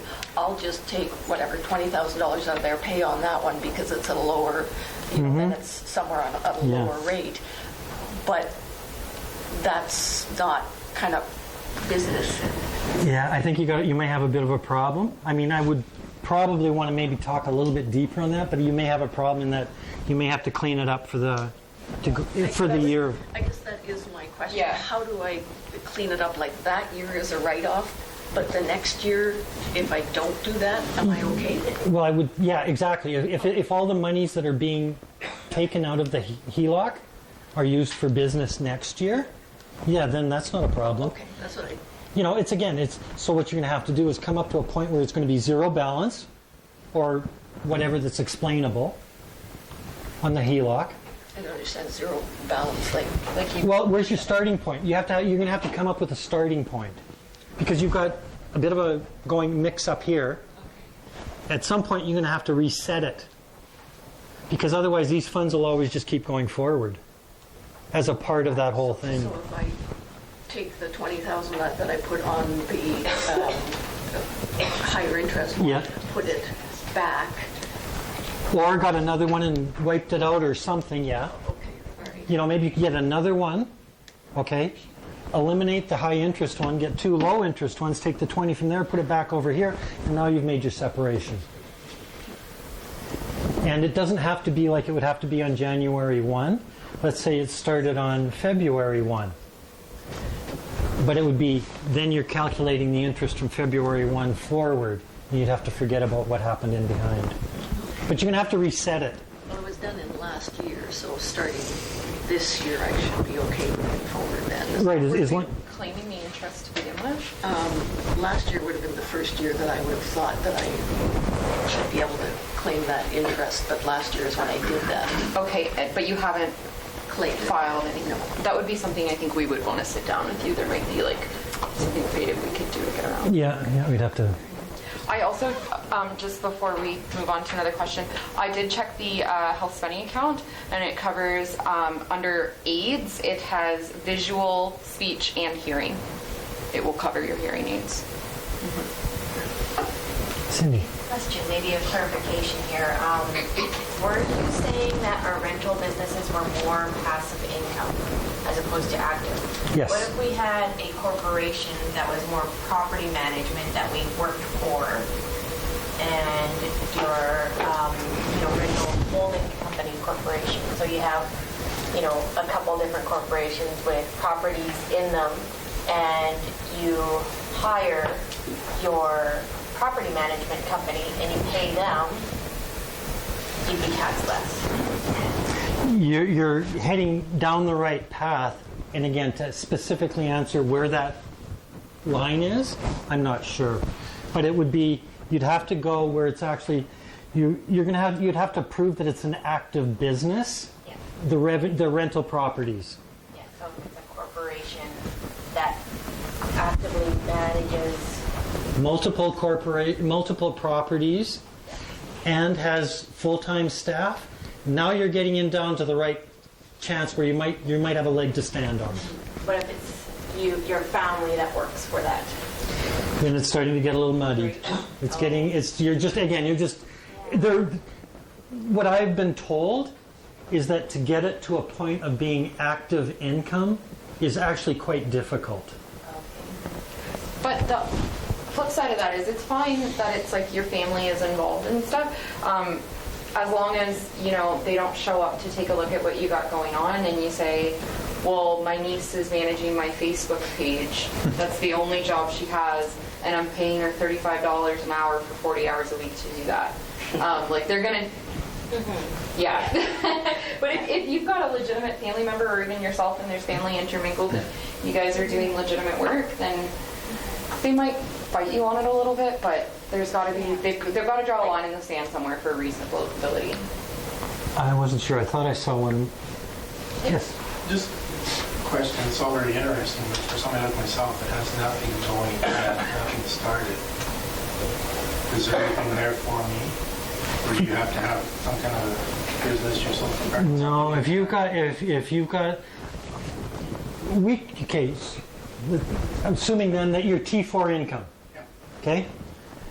If you're T4 income, the cost, we would still do that, but you could utilize our services. That's where, if there was, what would be in here for you would be the planning and the consulting. The preparation aspect, that will come once you start the investment end of things. Okay, when you've actually bought your first property. That's when we can start getting even to more, and then we start consulting with you about, a lot more things. But absolutely, put it this way, how many people that have gone in and jumped into things, and the next thing you know, they're going, okay, I got to unwind that because I did it wrong, or it wasn't the best way I could have done it. We want to help you to try to do it right the first time, and that's where we could be of benefit. That's kind of where my question leads into. Because we want to purchase our first property. We have our own existing consulting business, admin, oil field. So our first property, do we purchase it through our existing company, or do we purchase it in our own personal names? Again, the answer to that is a great question. You'd want to take a look further into the scenario, because again, I'd be a fool to give you a specific answer. I know nothing about your scenario.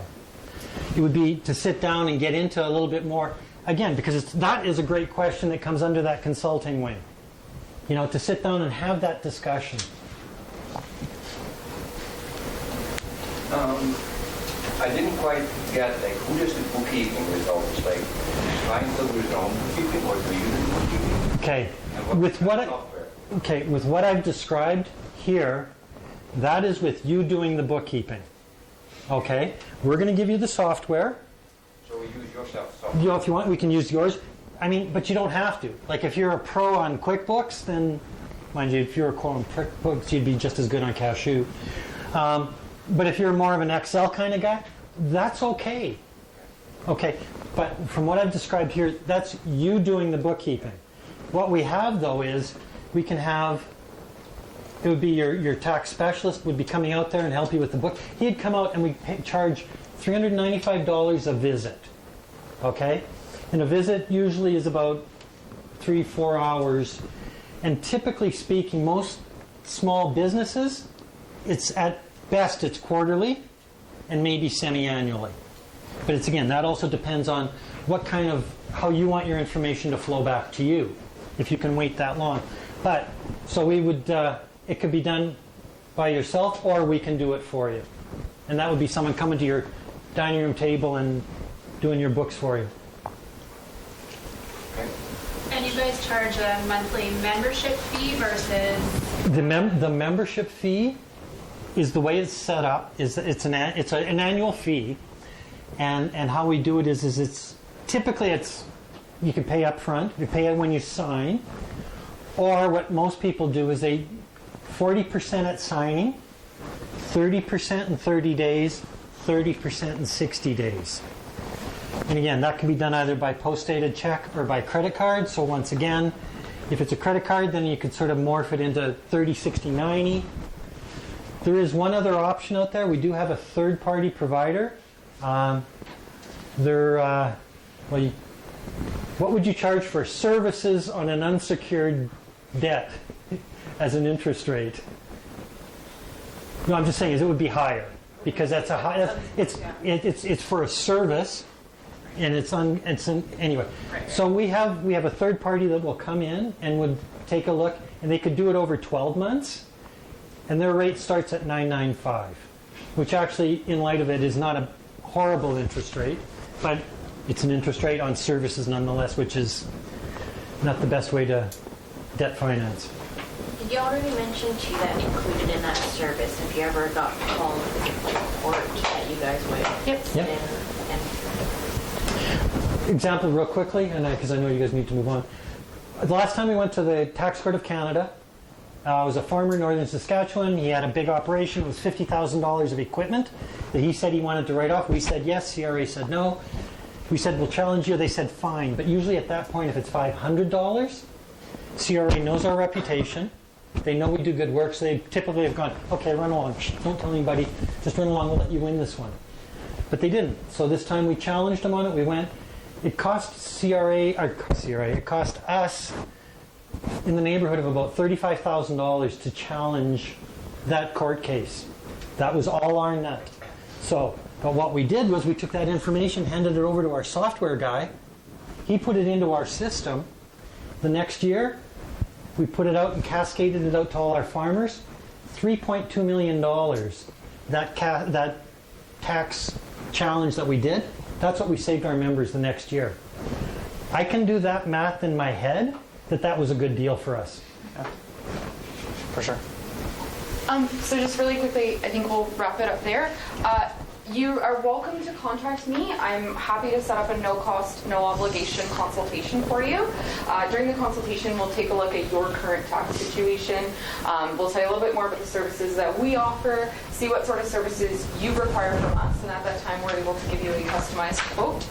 It's a really good opportunity to interview an accountant because it is no cost, no obligation. See if you like what it is. If you don't, no hard feelings. Nice to meet you.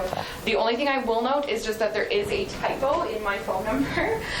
So if it's something you're interested in, please feel free to hand in the surveys. If you check off the little box on the survey, I will actually reach out to you. Otherwise, I'm happy to give you a business card as well. You can reach out to me with any questions or anything you might need. Perfect. And you guys are sticking around for a little bit? Yeah, exactly. We'll be around because I think you're going into a break here shortly. Yeah, you betcha. So. And Perfect. so we're around for you. Perfect. Let's get in the hand, guys. Appreciate it. Get that in. Thanks a lot. Yeah. So. Okay, so second last piece of what we're going into now is our investor presenter. Oh, who's that guy? So, yeah. Apparently, I'm doing a presentation today. So I was up late last night here getting this thing ready. So hopefully you guys like it. So. Yes, you can make money with it. You bet. So, Cindy, do you mind passing those out? They're actually just sitting in the back right by the... No, that's fine. That's okay. That's good.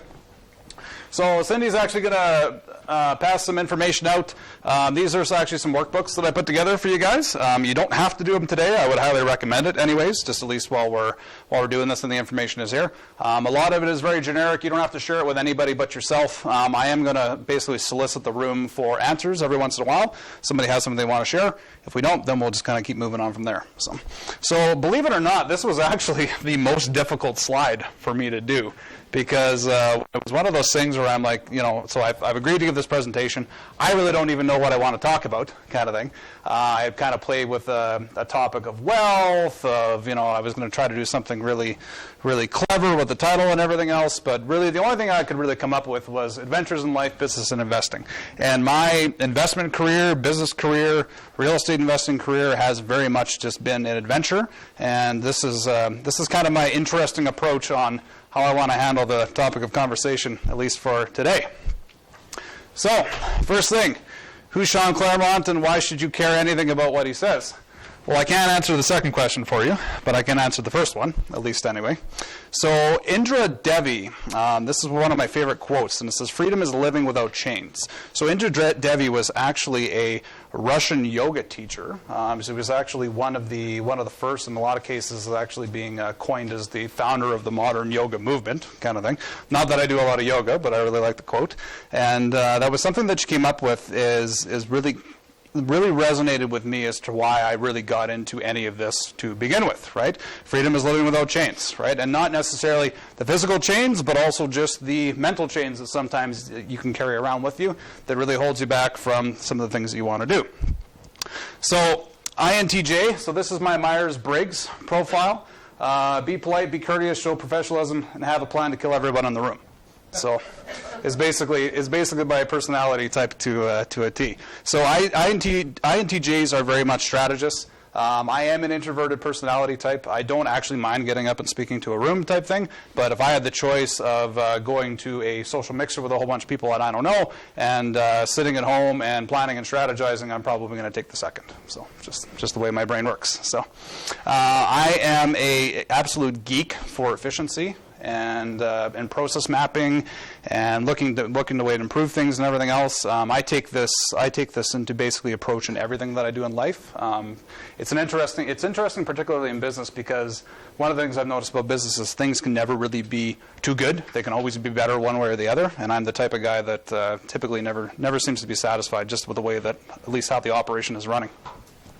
I've done a lot of research on this kind of whole left brain, right brain thing. There's a variety of opinions out there as to whether or not this is true or not. I can tell you, though, is that I am probably 80% logic and 20% creativity and everything else. So if you've ever done a test like this, I would at least recommend you go out there and try it, right, to see if you're more left or right brained. These things kind of all just really kind of seem to fit in my personality profile and who I am. So to give a little bit of levity to the conversation, anyways, I get three, I guess, kind of consistent points of feedback, and they're usually through other people, like somebody said something, or whatever the case it is. But there's typically, I'm going to say, probably the three most common denominators that I usually hear about myself, and people giving me feedback. So some of them I believe are correct. Anyways, things that I have to work on, or things that I can improve on. There's some of them specifically in these three that I think is maybe a difference of opinion or just kind of an approach. So at any rate, these ones will be interesting. So first myth, all Sean cares about is money. I hear this one quite consistently. So the truth of it is that I could actually care less about money. What I actually care about is freedom, the ability to do what I want, provide for my family, and really weather any storm. So if I had to really think of the why am I doing any of this? I mean, if I had to choose if I'm going to do A or B with my time type thing, I am basically going to choose B almost 9 times out of 10 as to what is actually getting me closer to my goal of achieving freedom at the end of the day. So that may come across as greedy, as money hungry, grubby, whatever the case it is, but that is my actual intention of what I'm trying to do. Second, Sean is mean. He's a jerk, he's an asshole. I know. I find it shocking, but but apparently this is an opinion sometimes. So my response to this is that I'm direct. I do set high expectations, and I hold people accountable. I had a reputation in my previous employer for basically being the axe man there. So I think it probably in my entire career that spanned about 13 and a half years, I probably had about 70 terminations kind of thing, kind of in that span. And really a lot of it was just specifically that my expectations were here, performance were here. If we couldn't figure out a way to get you up to here kind of thing, then you know what, let's just part ways and take it from there. So I don't actually actively enjoy disciplining or engaging in conflict with anything. What I see though is that a lot of times these things end up seem to be really a cancer that ends up festering kind of over time. And the sooner you just cut that out and move on, the sooner everything improves. So not to give a very cold approach to it, I'm probably not helping my case, but at any rate, that's the thing. Third one, I'm annoyed when Sean comes to me looking to sell me something, or he's looking for money or looking for deals. So fair enough. So my approach on this is that my job really in selling is to get you to a yes or no and to move on. And if anybody in this room doesn't think that they're a salesperson, you're lying to yourself. So a big part of real estate investing, a big part of being in business, period, is selling. Selling is uncomfortable. Selling is one of those things that doesn't actually come to a lot of us. I'm pretty sure if you took 9 out of 10 people type thing and said, hey, I got this wonderful opportunity for you. It involves selling for a living. You can make 6 digits. You can do all these things or whatever the case it is. You're probably going to scare them off kind of thing. So a couple of months ago, I posted something on Facebook. We had a sales associate position available at our company. It was a $100,000 a year job. I thought I was going to get a tremendous amount of response to it type thing. It was basically selling, was kind of the overall sphere of what they were there to do. And yeah, I was actually surprised with how many people were not entertaining a job in sales. So not that I can blame them, because a couple years ago I don't think I would have been all that interested either. So what I would say is that if this is you, if I've ever offended you by any means, because I've came to you looking for something or trying to sell you something, just give me a straight answer. I could take the rejection. I got big shoulders. I'm a big boy. No issue there. Tell me if you're generally not interested, and I've actually got a lot more on this topic later. Because as I mentioned, everybody in this room is selling one way or the other, so you're going to have to get comfortable with that one way. There's a handful of different ways to sell. It doesn't need to be the hard sell by any means. I'm not big into high pressure sales. I'm not big into selling somebody something that I really know that they have absolutely no use for, that they're not going to get any benefit out of. But sometimes my approach on sales is more I'm helping to try to make somebody kind of get to that decision because I think there's some underlying benefit for them at the end of the day. So my why. So I read this fantastic book. It was actually the audio book, and it was by a guy by the name of Simon Sinek. And the whole book was Start With Why. And he approaches the whole subject very much from an organizational standpoint, and basically why organizations are not doing enough to actually determine the core of why they're in business to begin with, right? What makes their product fantastic? Why would anybody want to do business with them as opposed to, business X down the street type of thing? And in that whole concept, basically he comes up with something called the Golden Circle. So one of the things you guys are going to notice in your workbooks that you have in here, the very first page is the Golden Circle. So if you have a look at that really quick, and then basically just have a look at what's up here. So at the very center of that circle is why. Why do you do what you do, and what is the purpose? Now you can apply this to almost anything, but my opinion to the whole thing would be is that take a very kind of holistic approach on it, right? Your business and your life in a lot of instances are going to be integrated some way or the other type thing. So kind of really find really the resonating why of exactly why you're doing this. For me, that answer was actually fairly easy, and for most of you with families and kids, it's probably going to be fairly easy as well. So my wife Jennifer, my daughter Valora, they are my why. Really my goal at the end of the day, like I said, is to be able to provide for my family, weather any storm. So everything that I do is ultimately with them in mind. Now, the second layer of the circle is how do you do what you do? So as soon as you figured out why am I doing this, how am I going to do it, right? Do I want to operate with integrity? Do I want to be ethical? Do I want to be sleazy, right? There is not necessarily a right or a wrong answer on this. It is just it's just whatever you feel. And the last thing is exactly what do you do? So you have an understanding of why you're trying to do something at the end of the day, how you're going to do it, but what exactly is it that you're going to do, right? And a lot of times it's the why and the what that ends up being very confusing, because you may have a lot of passion and of what you want to achieve at the end of the day, but you may not actually know how exactly I'm going to do that, right? One of the most common problems is that if you're actually writing about 50 different things in your what circle, you've got a problem, right? Because you can't do 50 different things well. You really need to kind of narrow that down. So we're going to take 30 seconds here, kind of thing. So have a look at your sheets and just very quickly see if you can figure out any one of those circles. We'll give you guys a minute.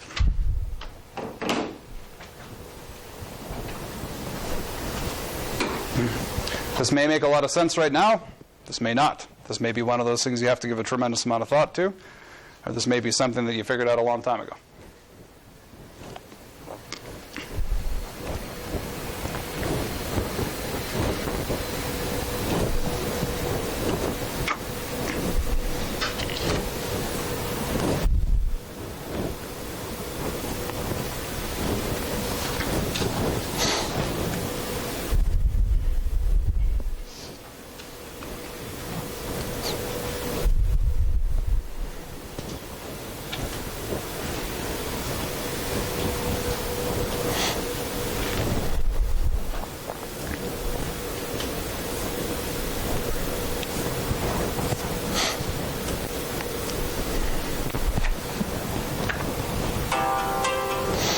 Okay, so to do this exercise properly, we would need a lot more time than what I just gave you guys, right? But I guess the first question would be, and maybe there's nobody as it, but does somebody have something in one of these circles that they'd actually like to express and share to the room?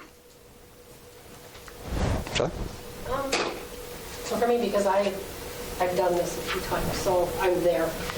So it really is to create, and I have a very specific number and a very specific amount in mind, but that's beside the point. It's basically to create enough income to provide myself, my family, and the people that I choose with what they need to have a good life. Yeah, very good. I guess it's very simple. Mike, I think you had one too? Yeah, actually mine was very similar, but sort of fits you. Provide for my family, number one, but also to allow them more opportunities and experiences that I had growing up. I came from a real tiny, small town. We never traveled growing up or anything like that. So until I actually moved across the country, I had a very, very narrow mindset on the way the world works and everyone around me. And it wasn't until I left that I started opening my mind and thinking. So I want to allow my kids to have that experience much younger than what I had. Anybody else? So the one thing is that on this, there is a fantastic TEDx that Simon Sinek actually did on this subject. If you haven't seen it yet, I would highly recommend it. Again, you may have nothing on your circle at this point. I mean, it may be one of those things you have to do a whole lot of soul searching on, but nevertheless, please do take those booklets home with you and kind of work through it, because it might offer you a lot of clarity. I know it did for me too. So then to now. So I actually did about 13 and a half years in corporate management in oil and gas. Basically what ended up happening here this last, I think it was about April type thing. It was actually the week that I decided I was going to move from Red Deer to Red Deer County to a property that we had got. And I got a text message from my boss at the time saying, "Oh, I got to meet you for coffee in the morning. I'm off that whole week." I'm like, "Oh, this isn't a good thing." Long story short, basically, I got handed an option, right? I could either take my severance papers after 13 and a half years with them, or basically move up to Edmonton. So we do have family up in Edmonton. My mother is there, so we kind of kicked the idea around a little bit. But really, at the end of the day, for me, I wasn't ready. I felt like I still had things to do here, so I told them I'll take the severance and see you later. So basically, what ended up happening after that is I've had this company for a little while, Claremont Capital Corporation. So this company now actually full-time employs myself and my wife, and we actually have a couple different things that we do in it, and we'll touch on that a little bit later. So continuous learning. I am a huge, huge, huge believer that as soon as you stop learning is actually when you get old. So one of the best things you can do is basically challenge your existing ideas on things. If you've got preconceived notions about things, try to prove them wrong, all that type of thing. So this was kind of my journey on continuous learning. So I did a course with a gentleman by the name of John Simcoe. A lot of you will recognize him. He's came here and he spoke before. He's also just kind of sat in our audience sometimes when he's in the area. So I went to John specifically to learn a lot about the rent-to-own process, which ended up being a big part of my portfolio, how to work with joint venture partners, particularly for rent-to-own deals, as well as the capital raising side of things specific to registered funds, right? So John is basically known as a rent-to-own expert. He's done a tremendous amount of these. He's actually been kind of diversifying his training offerings the past couple of years into the registered funds piece. There was about 6 or 8 of us last year that actually went to Kelowna and did his course. Fantastic content. So again, I got a lot out of him. I would encourage you to look him up as well. Stefan Arnio, who is of course a very controversial figure most days. One of the things that I found with Stefan, though, is that in my year of actually working with him, a lot of the things that I needed and a lot of actually what I spend my time on today, things like sales, closing, negotiating, raising money, working with joint venture partners, marketing, all that type of thing, his course curriculum is actually almost fully encompassed to that. And that there was one thing that I was really disappointed in is that I went and got an executive master's in business administration. I got it from the University of Fredericton, and that was very much focused on accounting, finance, economics, operations, leadership strategy. And I did get a lot out of my MBA, but it is amazing how much I got out of basically the non-conventional trainings outside of that, and really how it's this stuff on a day-to-day basis that I'm actually using, right? It's great to know accounting, finance, economics, operations, and everything else, but that's really not going to pay the bills, right? You got to learn how to sell, right? Is one of the big things. You got to learn how to negotiate. You got to learn how to market. You got to learn how to raise money. All those types of things. So it's really disappointing.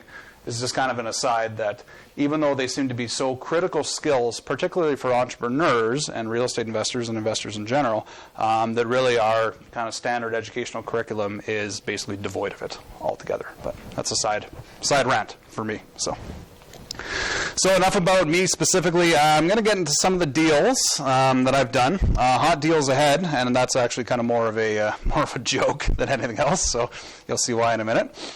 So this was actually my very first rental property. This was a property that I picked up in West Park back in 2013. It was a rental. It was a non-conforming suited property. I had no idea about that at the time that I bought it.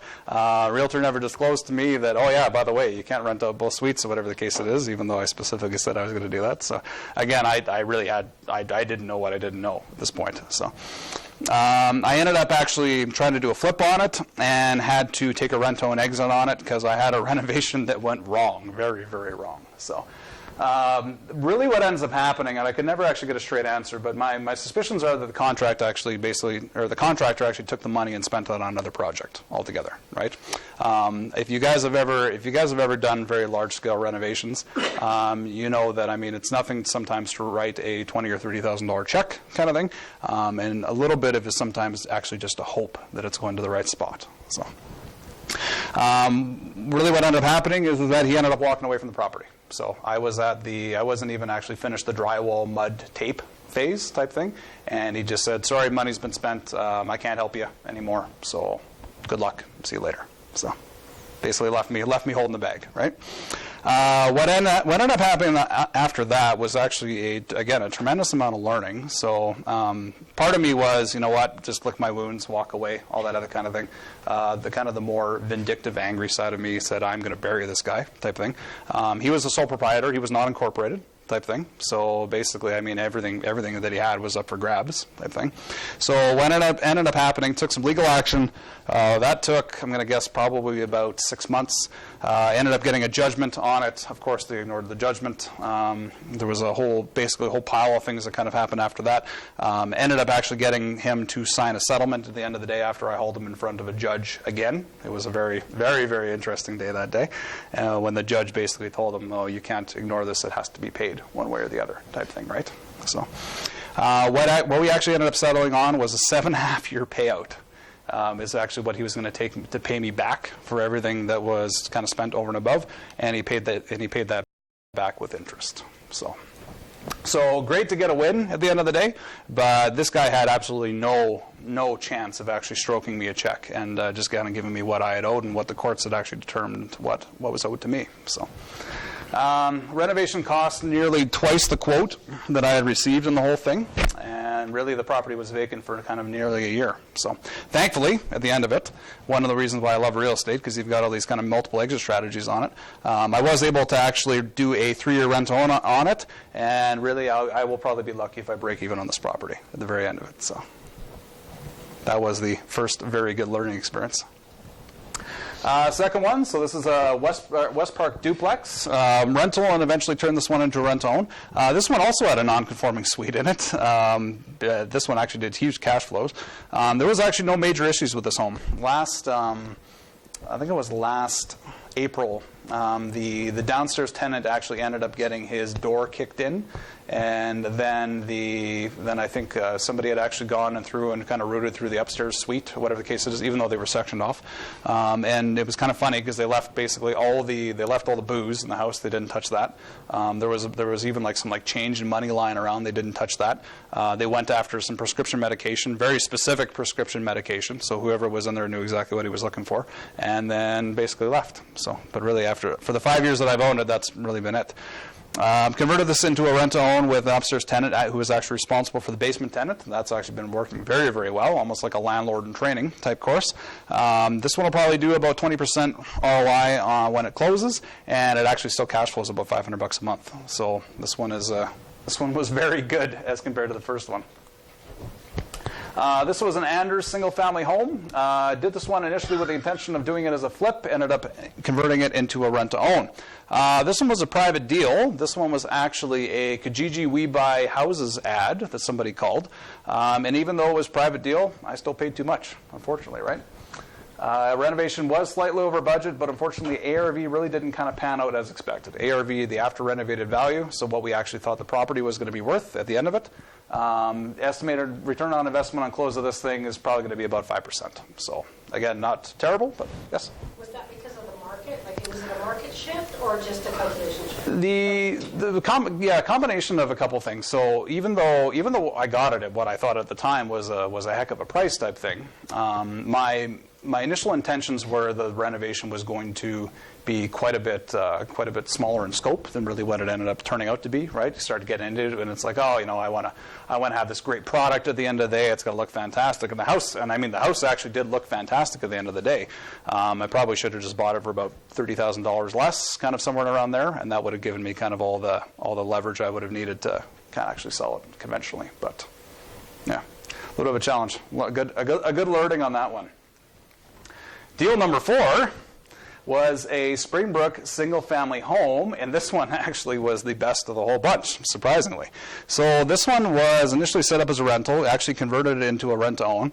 Private deal, and being as all the lessons I had learned up until this point, I made sure that I bought it right this time. So I knew my numbers. I knew that I could probably make it work with a little bit less, but I basically just kind of drew my line in the sand, used a bunch of different negotiating tactics. I knew that the owners of this house, they had actually purchased a Curves fitness franchise down in Medicine Hat. They had to be there by a specific date type thing, so I basically ran the clock on this thing as much as I could. I know they didn't really have a whole lot of other prospects. There was a ton of listings that were basically up in Springbrook at that time. It didn't look like that their house was going to sell even if they listed it for what I bought it for type thing. So, the other nice thing that I kind of discovered in this is that when you're dealing with these kind of lower valued properties, and it's a really nice property. It's got a theater room and everything in it, but the fact that it's in Springbrook and it's kind of in that low $200,000 bracket type thing gives you a ton of options. You can rent it, you can rent to own on it. Even the people that are doing the rent to own on this, I think they're paying like $1,700 or $1,800 a month, and that's with their down payment getting built up as well. So at those payments, there is a tremendous amount of people who can afford that. So. While this was a rental, I did actually have tenants who ended up breaking the lease. Did have an experience with the residential tenancies dispute resolution service case with a judgment. Did get a judgment in my favor. I seem to be lucky on the legal side of things. Hopefully that luck sticks around. We set it up as a rent to own. My rent to own tenant at the time actually just walked away. They left their option deposit and everything in there. We set it up as a rent to own again. when this thing is done at the end of the day, my expectation is that it's actually going to do somewhere around 70% kind of thing. When I take into account basically the principal pay down, the amount of cash that's been generated on it, and then basically the spread between what I bought it for, which was cheap, and what I'm selling it for in the future, which is actually like more reflective of what the fair market value of it is today. There's a big difference in that aspect. So this one was my pride and joy, and at the time I'm like, oh, I'm just kind of buying another rental property. But funny how it worked out. So, joint venture rent-owns. So ended up actually after this, apparently the bank only gives you so many mortgages, and then they kind of cut you off. So apparently that's a thing. After 7, you're kind of just toxic. So they don't like giving you any more. So what we ended up actually doing is kind of more on the joint venture side of things. Ended up actually setting one up in Red Deer, one in Lacombe County, and then another one up in Red Deer as well. Our joint venture partners actually ended up bringing all the cash and the credit. I basically found the tenants, managed the property, that type of thing. All of these for the joint venture partners all do 15% plus per year. So this was really a fantastic way to kind of continue to be able to grow in the portfolio. Again, I mean, there's a certain you got to really find the right joint venture partner who actually just wants to do that. Yes, I will put in all the money, I will put in all the credit. I understand that I'm getting a percentage or half of the return or whatever the case it is, but they're out there, right? Not everybody wants to be an active landlord. I can tell you kind of where I'm at in this stage of the game. I don't want to be an active landlord anymore, so they're out there. Lending deals. So I've actually had a tremendous amount more success on the lending side of things than I have had on the real estate side of things. And these are some of the ones that I've actually got involved with here before in the past. I've only actually done one cash lending deal, and that was actually for $100,000 at 15%. So this one was actually secured by a promissory note from a corporation type thing. Corporation actually just kind of found itself in a situation where they couldn't fulfill the orders quick enough. They needed some short-term cash. The bank looked at it. The bank was pretty concerned with kind of how leveraged they were, how new the place was, and that type of thing. So, anyways, it was actually a lead that somebody gave me. Ended up actually meeting the company. Really liked the guys, everything else. I had a good look at the financials. So that's one thing that at least that I can thank for MBA school is I can read financial statements and that type of thing. So that was a deal that we ended up doing, and that one's actually still on the go, and that one's been working out really well. So again, 15% is a good interest rate. Olympia Trust Company. Big thanks to Danelle for actually getting me involved in this. The first two deals on that list actually were deals that I ended up doing with Danelle. So she already had the clients looking for this money. So first one was $30,000 at 19% interest. So again, the big difference between these ones is that when it's a cash deal, these ones kind of the way it was set up anyways. These cash deals were basically unsecured, right? I've got a promissory note from a corporation type thing, right? But my money isn't actually secured against some sort of hard asset like real estate, right? One of the big differences with Olympia Trust is that they actually require any money that's being lent to actually be registered via mortgage on a property itself. So the nice thing is that all these ones that you guys see here are actually secured lending deals, right? So $30,000 at 19%. I know that was actually for a family down in Drumheller there. When I was down in Drumheller last summer, I actually drove by the property, and I'm like, oh, this is kind of neat actually, right? Because I never actually met him. Another one was $40,000 at 15%, $10,000 at 15%. That one had a little bit of a larger lending fee on it, right? So $1,500 is a lending fee. That's basically what that equates to, which really, when you think about it, it was another 15% just on the front of the loan. So that one was another really good deal. $17,000 at 15% with a $3,000 lending fee. The one thing you guys will notice is that sometimes these numbers are all over the place because when you're involved in these types of deals, it is a lot of times whatever you can negotiate. Right. There are very few rules for what the interest rate needs to be.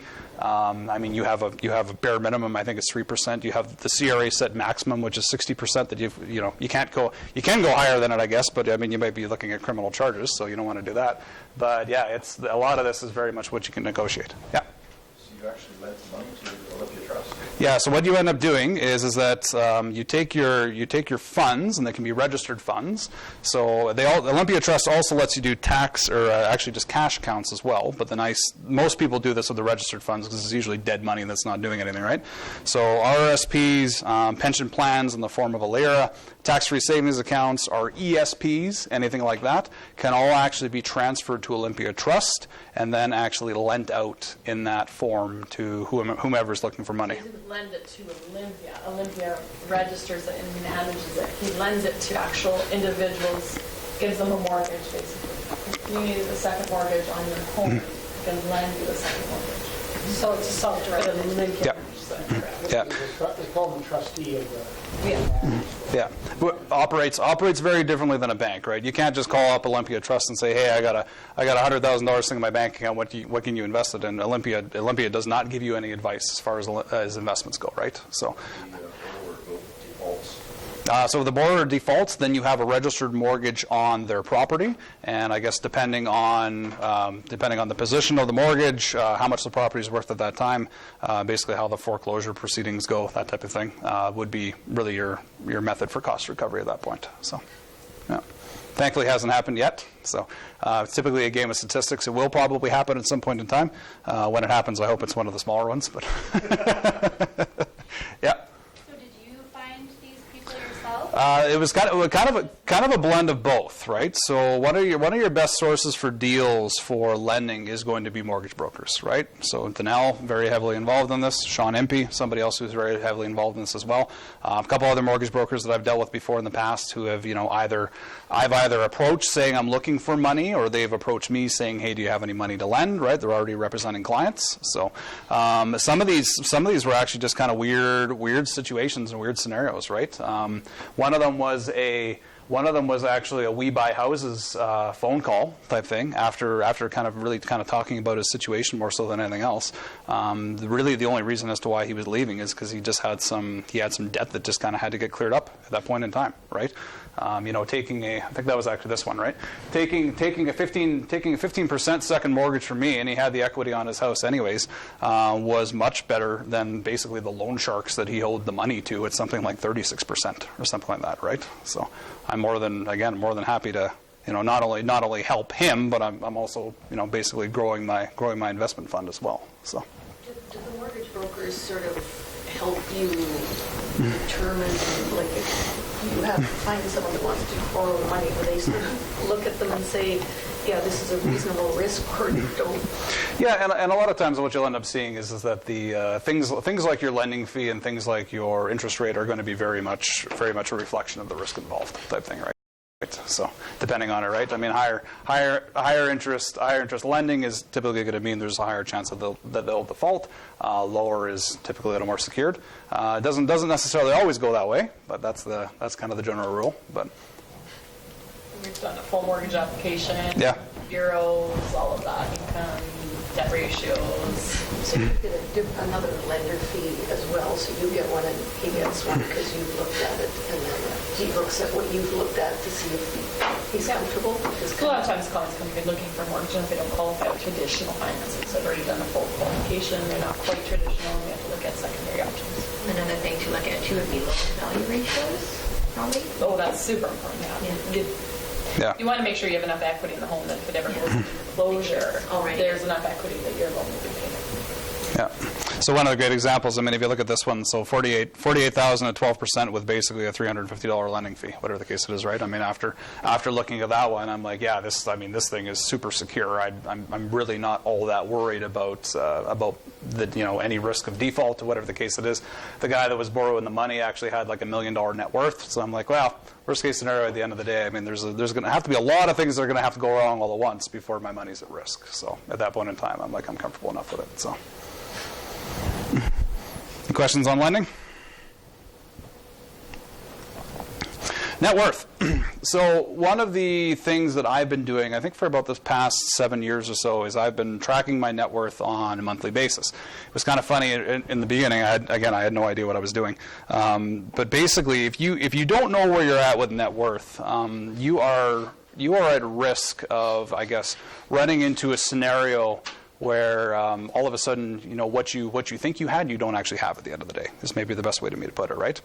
And the whole kind of process of how to calculate your net worth is actually quite simple. You basically take, this is the value of what I own, this is the value of what I owe, and my number at the end of the day is my net worth, right? This is actually, if I was to liquidate all my assets, pay off all my debts, or whatever the case it is, I should in theory have this money in my bank account. So it's very interesting. Once you actually start tracking this, at least for me, it kind of became a little bit of an obsession, because again, if I'm running these numbers every month and the number is not going up, then I know I've got a problem, right? I've spent more than what I earned that month. The value of my assets have depreciated, whatever the case it is. I was actually a huge supporter of stock investing up until probably about a year and a half ago type thing, when I'm like, I can't actually deal with these massive fluctuations in the value of my assets anymore. Like, you know, some months I'm worth $10,000 less than I was the month before, and it's all just because the stock values change. So for me, that was endlessly frustrating. So I'm going to show this to you guys. I'm not showing this to you to brag or anything like that. Basically just kind of showing you that this is kind of what the data ends up looking like over a long period of time. So when I started tracking this, it was back in July of 2011 kind of thing. I was sitting at work and I was bored, and I'm like, oh, what can I do? Ended up actually reading a blog, and I think it was $1 Million Journey or something like that, and they talked about basically tracking your net worth and how important it was and everything else. And I'm like, oh, this is something I should start doing. So very interestingly, once I started tracking it, what ended up happening? Right? It starts going up, because all of a sudden every month I can see, what am I doing, and is it actually having a positive impact on my net worth, my value at the end of the day, right? Now, there was a little bit of a different situation. Back here, I was single, well, common law, but still kind of single. I had actually rented out every room in my house type thing. I had a house full of roommates, right? That actually paid the mortgage. I think I had to pay like the property taxes and the utilities or whatever the case it is. I had a decently well-paying corporate job. But it was funny, in the beginning, I was actually just kind of hovering around here, is going down a little bit. There was really no excuse as to why I shouldn't have been putting away, say, $5,000 to $10,000 every month. But again, I had no idea, actually, until I started tracking it, right? So I started tracking it, and all of a sudden I'm like, oh, this is pretty neat. The other thing that it actually makes you do, too, is that a lot of times you end up having money in all these various places that you didn't even know you had it, kind of thing, right? I ended up actually talking to one of our old operations managers. This was in the summer. I was raising money for a project, and I said, hey, after you left High Arctic, what did you do with your pension? He's like, I don't know. He's like, I didn't even know I had. He's like, funny you should mention that. I haven't even thought about it since I left, kind of thing. I'm like, oh, I'll give these guys a call and see what you value out, kind of thing, right? He had $81,000 just sitting in that pension, right? He had no idea, right? He had completely forgot about the money, whatever the case, and it's just $81,000 sitting in there. So when you know where your money is and you know what's actually happening to it or whatever the case it is, again, that will become a little bit of an obsession, at least for me, of what is it actually doing, right? What is my pension invested in, right? Why is it worth less money this month than it was the next month or whatever the case it is? So for me, that was a big piece. Point of trivia. Anybody want to guess what the big spike is? What's it? Hail from the company. No. What's that? Inheritance. That's right. You betcha. So this is really net worth on paper. Nobody actually cut me a check for, I don't know what that would be, $350,000 or whatever the case it is. That was basically what ended up happening is when my father passed away, I ended up actually being joint title on basically my parents' estates and the properties that were left and that type of thing. So for my purposes, it was, well, I'll add it into the net worth because really it's part of me at the end of the day. So that was one of those things I tracked.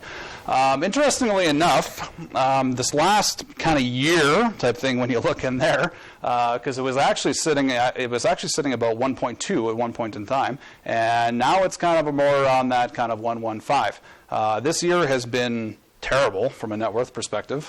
Some of the book values that I had for some of my assets, mostly real estate and stuff like that, I've taken a little bit of a bath selling some properties and everything else.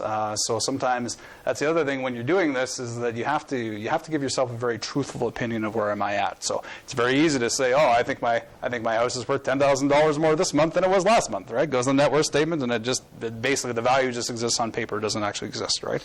So again, if you're going to do this, my suggestion would be take a very conservative approach on it, but I would recommend if you're not doing this, make sure you start doing this right away. For me, I found this was tremendously valuable. My next goal in this whole thing is to basically get to 2.5 million is where I want to get. So that's basically just the number that I drew. I have a rough idea of how I'm going to get there. My general feeling is that how I'm going to make my next million is going to be very different than how I made my first. But again, we'll kind of see what that looks like. So. So these are, I've got 3 things specifically that I want to talk to you guys, because there's one thing that I found is that when I was in the corporate world and I was an employee and I had a boss and I had people telling me what to do and whatever the case it is, life was actually pretty simple, right? There's not a whole lot of having to motivate myself or anything like that. I mean, depending on what you do. But there was a couple of things that I found is as soon as you kind of make that jump out into entrepreneurship, I gotta sell because now I have to pay myself money and my family needs to eat and all that other kind of thing. The more you really kind of hone in on some of these things, at least for myself, I found you'll get a tremendous amount of benefit out of it. So in your worksheets, after the golden circle page, you're going to see 3 more pages, and we're just going to kind of work through these one by one. Again, I would encourage you to have a look at these, at least in the class, so basically we can talk about it and get some information. But I don't expect you to go through all of this at this point in time. So the first one is the hedgehog concept. And really, this ends up coming from a book called Good to Great, Jim Collins. If you guys haven't read it, do recommend it tremendously. Again, it takes a very much kind of business organizational approach on it, but it is a fantastic book, a fantastic read. This is really based on the idea of how to gain clarity about how to produce the best long-term results and then really exercise that relentless discipline to say no thank you to opportunities that fail the test. If there's one thing that I see more often than not is that people spread themselves way too thin, right? I got this business on the side. I'm involved in this multi-level marketing thing. I do some other stuff on the side. They've got like 6 or 7 different businesses, and they're doing terrible at all, right? And that's unfortunate because a lot of times, I mean, you only have so many hours in the day, right? You only have so much focus. The one thing that I'm noticing as I get older is I really only actually have so much energy that I can actually expend on things. So you really want to make sure that it's all going to the right spots, right? So the whole theory behind the hedgehog concept is what are you deeply passionate about? What drives your economic engine? And what can you be the best in the world at? So those are really the 3 kind of questions that you need to ask yourself. What ends up happening is that if you can only actually satisfy 2 of these circles and not all 3 of them, then you kind of get a variety of scenarios. If you're deeply passionate about something and you can make a lot of money at it, but you would absolutely suck at it and you don't have the ability to actually do whatever's required at it, it's just a dream, right? It's very easy to find yourself sitting there dreaming, I maybe want to be the best skateboarder in the world, never stood on a skateboard. I'm typically not that coordinated on my own 2 feet, so maybe not the best thing for me, right? I can pursue that dream all my life, or I can move on. What can you be the best in the world at, and what drives your economic engine? Really what's going to end up happening, if you can satisfy those 2 things, but you're not actually passionate about what you do, you don't actually care about it at the end of the day, it doesn't mean anything to you, you're probably going to be rich, but you're going to be bored. In a lot of instances, you're going to be unsatisfied. So, what can you be the best in the world at? What are you deeply passionate about, but what can you not make any money at? You're probably going to be happy, but you're going to be poor. So I would say being happy and poor is probably being better than rich and bored. However, there's no reason as to why you can't have all 3, right? A lot of times it just takes a lot of soul searching to be able to kind of find these things. So once you find all those 3 things, you're going to get basically the middle of this little Venn diagram. That's called your hedgehog. That is really where your time and energy needs to be spent. There's a French word called raison d'etre. Means reasons for existence. It means the word resonates with me for whatever reason, and that is really you have found your calling. You have found what you're here to do. So it might be real estate, might be something else. Maybe you want to solve world hunger, whatever the case it is. I saw Tony Robbins 2 days ago, and I was kind of the event was kind of here nor there for me kind of thing. But one of the things that I thought was really interesting is he talks a lot about his organization now feeds 1 billion people a year. Type thing, right? Doesn't feed them sustainably, but he basically puts 1 billion meals out there, right? Again, for him, that is really what he's trying to achieve. That's what he gets satisfaction out of at the end of the day. Somebody like Tony Robbins, who has done so much, probably worth billions of dollars at this point, or whatever the case it is. Again, the money doesn't mean anything to him, right? He's going for a higher purpose. He's going for a higher power on this. So again, we're going to give 1 minute. Take your hedgehog concept drawing and see what you can come up with.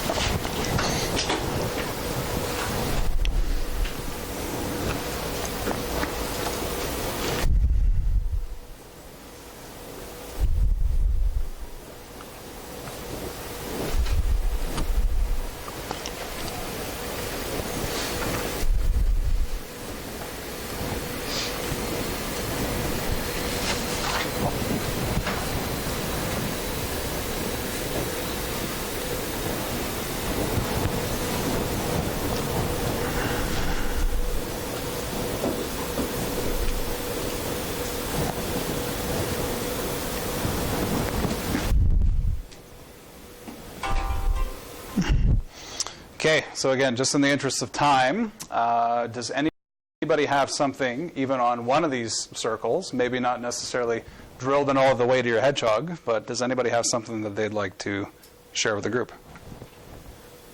I'm the passionate part of it. For 40 years plus, I was very passionate about the sport of rugby football. Supporting, coaching, playing.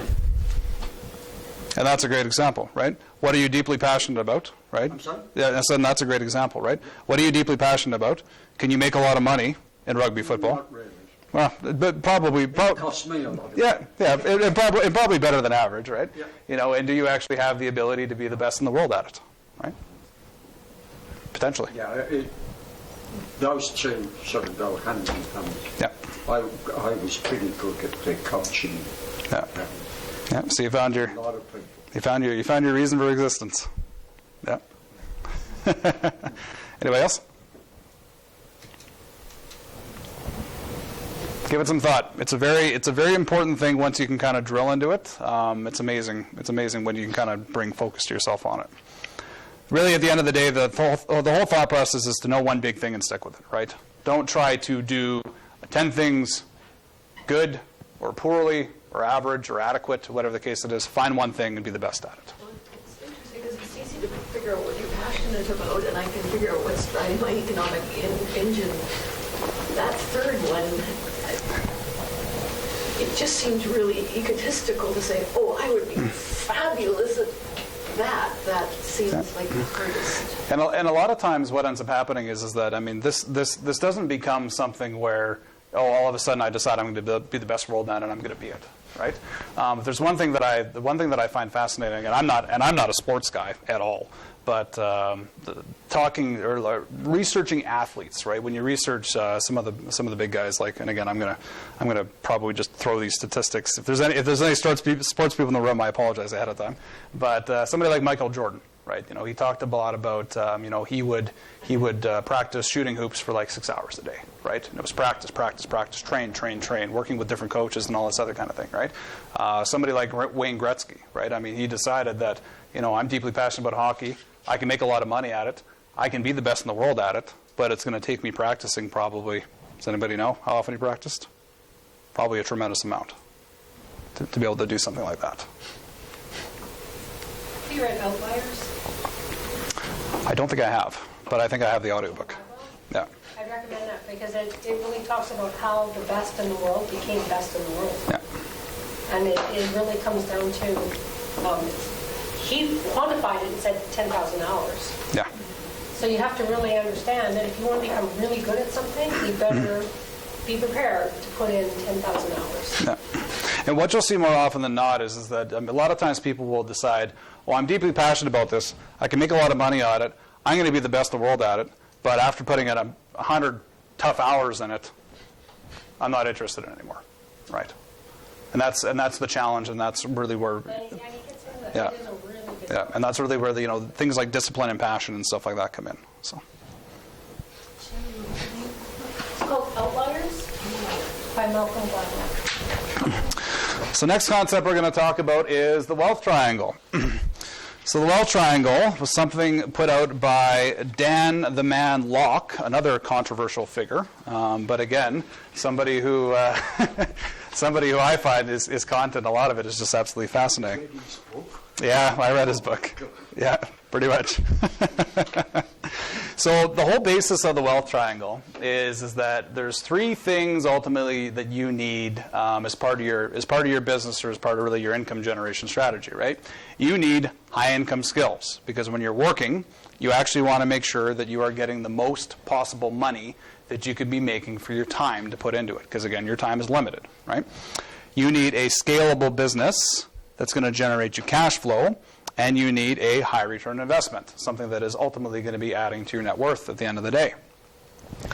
So what I did is that in the boxes, this is the stuff for me that actually generates me the most money. And really at this stage of the game, what I find is that if I'm doing something and it's not sales, it's not raising money, it's not marketing, it's not negotiating, it's costing me money.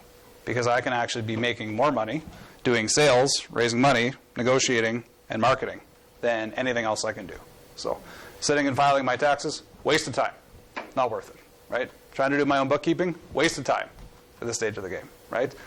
Messing around with spreadsheets or whatever the case it is, even though I absolutely love to do it, again, waste of time, right? Hourly work is, right? Yeah, exactly, right? Per hour. Yeah, this is how much money I can make per hour. Things that, let's say, something like cleaning the house or whatever the case it is, right? If I can be making $50 or $100 or $200 an hour, whatever it is, working, and I can hire somebody, I just did, for $15 an hour to clean my house type thing, it's basically a $185 like differential if I can make $200 an hour. So again, you only got so much time, you got to make sure you're spending on the right things.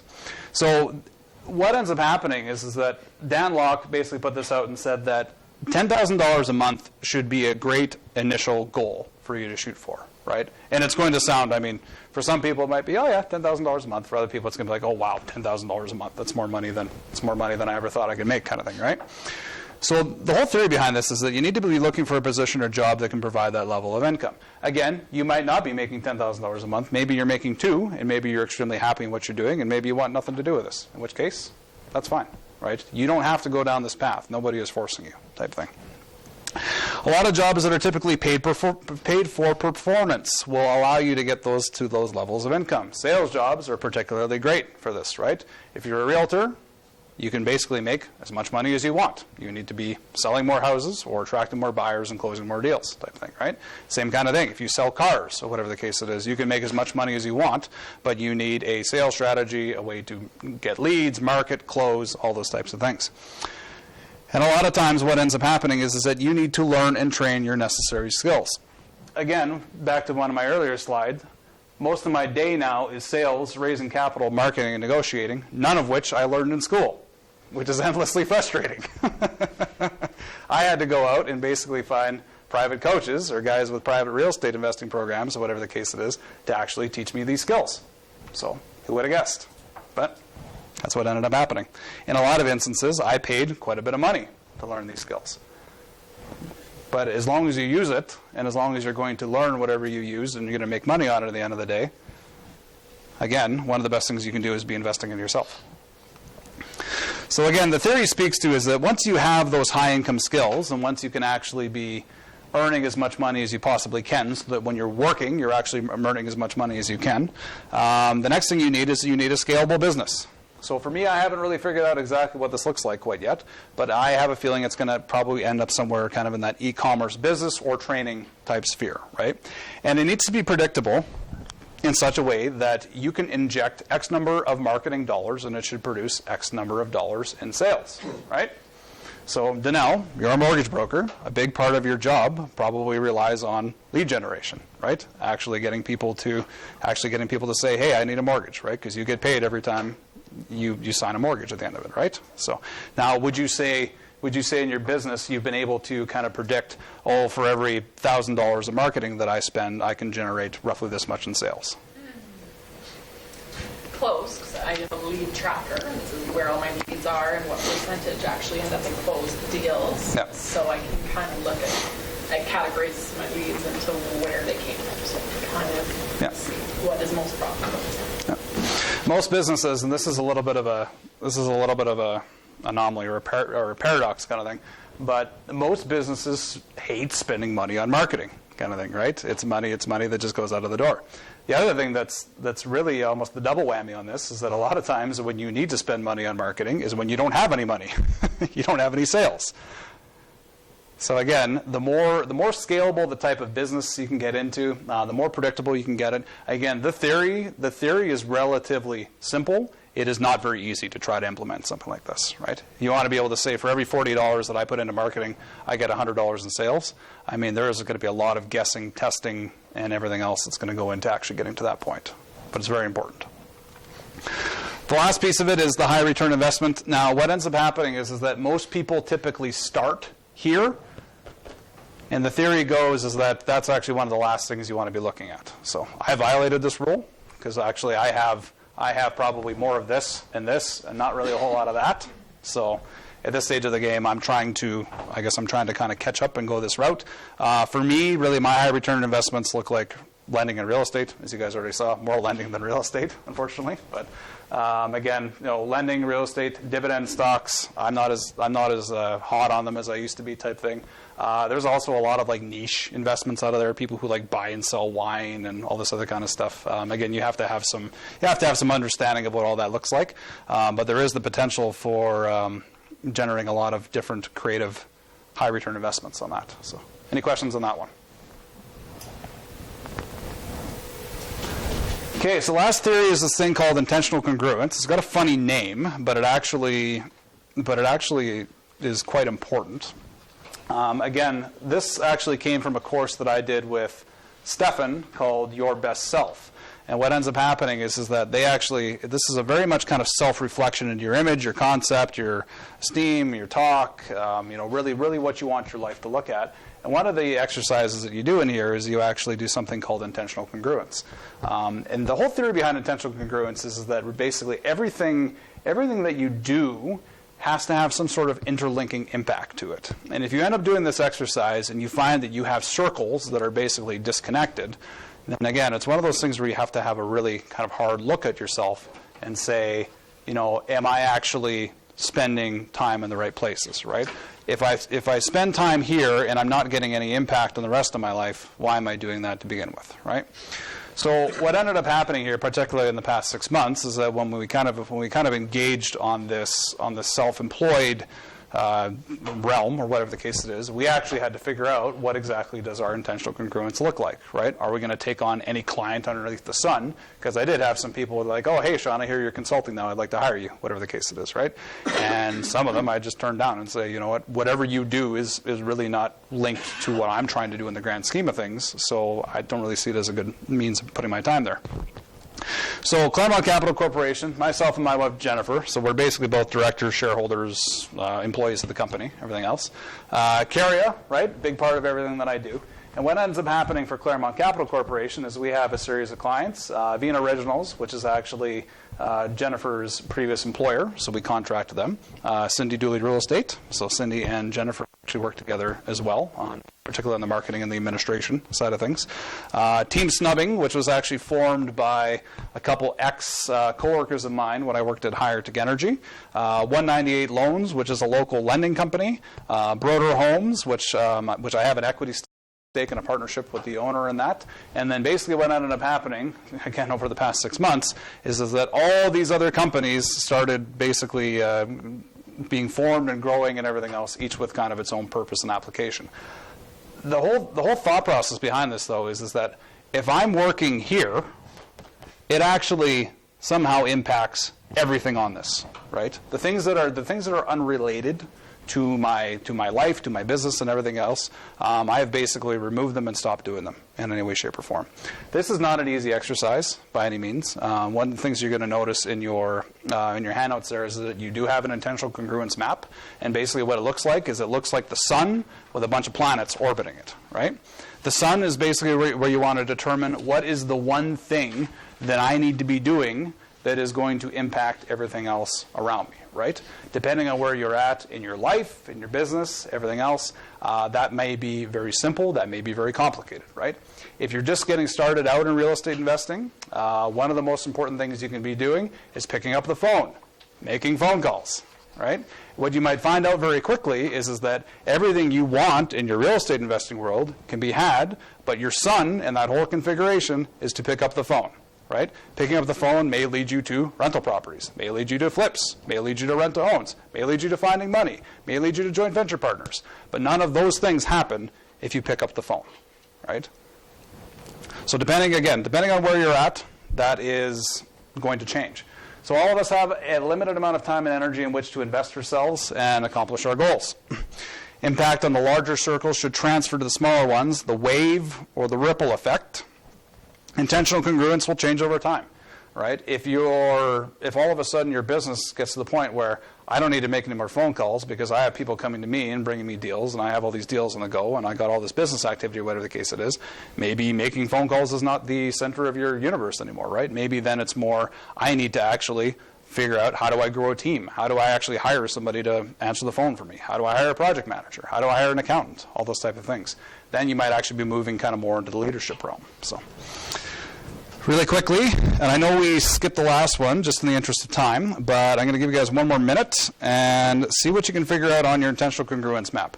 One thing when you're doing this exercise is figure out what your sun is, what is the one thing you need to be doing to really be driving value in your life, and really the things of that impact. The other thing is to see is that do you have any orphaned planets rolling around that are things that you're putting time into and things that are basically draining your energy but aren't related to anything else in any way, shape, or form.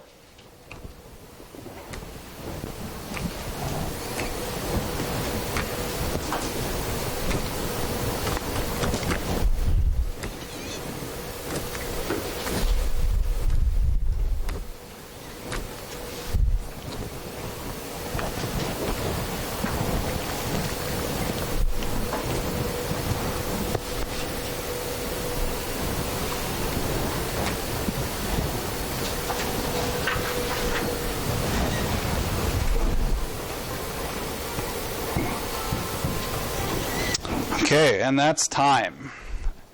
Who knows their sun? Good. Have so much free time to explore and do as I like to. That's freedom. Yeah. Anybody else? Again, this is not an easy exercise. So really the message at the end of the day is that don't spread yourself too thin. You really got to focus. So even for me, this is a little too busy. This is a little bit too much on the go. Probably what's going to happen in the next year is that a lot of these things, at least as far as what I need to be focusing on, and again, not all these circles are me, but at least the things that I need to be focusing on need to get trimmed down a little bit because there's still a lot of moving parts that are on the go. So we're just going to wrap up the presentation here. So leaving you guys with 11 lessons learned so far from me. This one was probably the most fun of trying to put together. So, and again, this is my opinion on things. Really, at the end of the day, it's 80% mindset and 20% mechanics. So I know a lot of people don't like hearing that. They want to know the nuts and bolts. Again, I'm a very C-type, logical type personality. I like knowing the nuts and bolts on things. If there's one thing that I found is that the more kind of mental barriers you can break down so that you need to be doing the things you need to be doing is really where the value is going to be generated at the end of the day. It's not calculating things down to the 100th of percent, which I like to do, and which basically where my brain just goes automatically. So you make your money and give yourself multiple exits in the buy. So, gotta get this before it dies. So there's one thing that I've learned is that anytime I've lost money on a deal or anytime it looks like I may lose money, it is ultimately because I paid too much. So negotiating deals and getting deals at good values is probably one of the hardest things that you're going to do. And part of the reason as to why I wanted to have that segment earlier on this is how you may actually go out there and find good deals. So if it looks like it may be a okay deal, a decent deal, whatever the case it is, a good deal, a lot of times that word gets thrown around, I would almost pass and really wait for that great deal. What's actually going to get you further to your goals and what you're trying to achieve. When doing sales, get them to a yes or a no, and then move ahead or on. So one of the most frustrating things, particularly when, if any of you have ever raised money before, is you're going to get a lot of, I'll think about it, maybe. I got to talk to my wife, I got to talk to my dog, I got to talk to the neighbor, whatever the case it is. Get them to a yes or no. So it can be incredibly uncomfortable for both parties, whatever it is, but you will waste a tremendous amount of time on working leads, let's just put it that way, that are not going to convert and really have nothing at the end of the day. So sometimes it's on the other side, right? I mean, if you're asking family members or friends or whatever the case it is, sometimes it's incredibly awkward for them just to give you a no. As soon as they actually give it to you, you're both going to feel better on that whole thing. So reps are everything and will eventually lead to results. So In sales, this is probably one of the biggest challenging things that you have to get on there. When you've just made your 20-second phone call and gotten rejected, it can be incredibly hard to make the 23rd, and the 24th, and the 25th, and the 26th, and the 27th, and everything else. So it's no different than, if you decide that you want the best set of abs out there, or whatever the case it is, you got to do the sit-ups. So the sit-ups suck. After you've done a certain number or whatever the case it is, you're going to be tired. You don't want to do any more. It's going to hurt the next day. I don't want to do it. I got better things to do with my time, whatever it is. Again, reps are everything and will eventually lead to results. So keep at it. If you want everybody to like you, sell ice cream. Don't get involved in business. So there's one thing that I found out very quickly is that you're going to make enemies as soon as you're in business. There are going to be people that just don't like you. Maybe it's because you're a white male or whatever the reason is. So there's an endless amount of reasons underneath the sun why somebody may not like you. You need to be able to brush that off and move on. So you're gonna have deals that are gonna go bad. You're gonna have people that are gonna be mad at you about how things happen, whatever the case it is. Again, don't take it to heart. It really is just business at the end of the day, and don't expect everybody to like you. You grow out of discomfort. If there's one thing that I've learned thus far is that even such things like actually making outbound sales calls or anything else, or talking to even some of yourselves about, hey, you should get a Carrier membership, and this is why I think you should get a Carrier membership. Sign up for a Carrier membership today, or whatever the case it is. Again, that's all sales, right? That is effectively what I'm doing, right? That, again, does not come naturally to me. That is not my personality type. I'm not an extroverted person. I have to force myself to do it, and every time I do it, it gets a little bit easier the next time. So you get growth out of discomfort. Never stop learning. Probably one of the most important lessons in this whole thing. Even coming out to events like this, I mean, every time you do it, even if you learn one thing, you're still better off than what you were before, and learning is everything in this business. Work towards specialization, not generalization. One of the worst things I ever did for myself in my career is I became known as a basically jack of all, master of none. It was incredibly great for job security, because when the axe comes down or whatever the case it is, you can get kind of scuttled over to something else. The challenge is that you will never actually be seen as an expert in any one field, and in a lot of cases you are always going to get passed over for something. So find something, specialize in it. Don't try to generalize. Don't try to do too many things.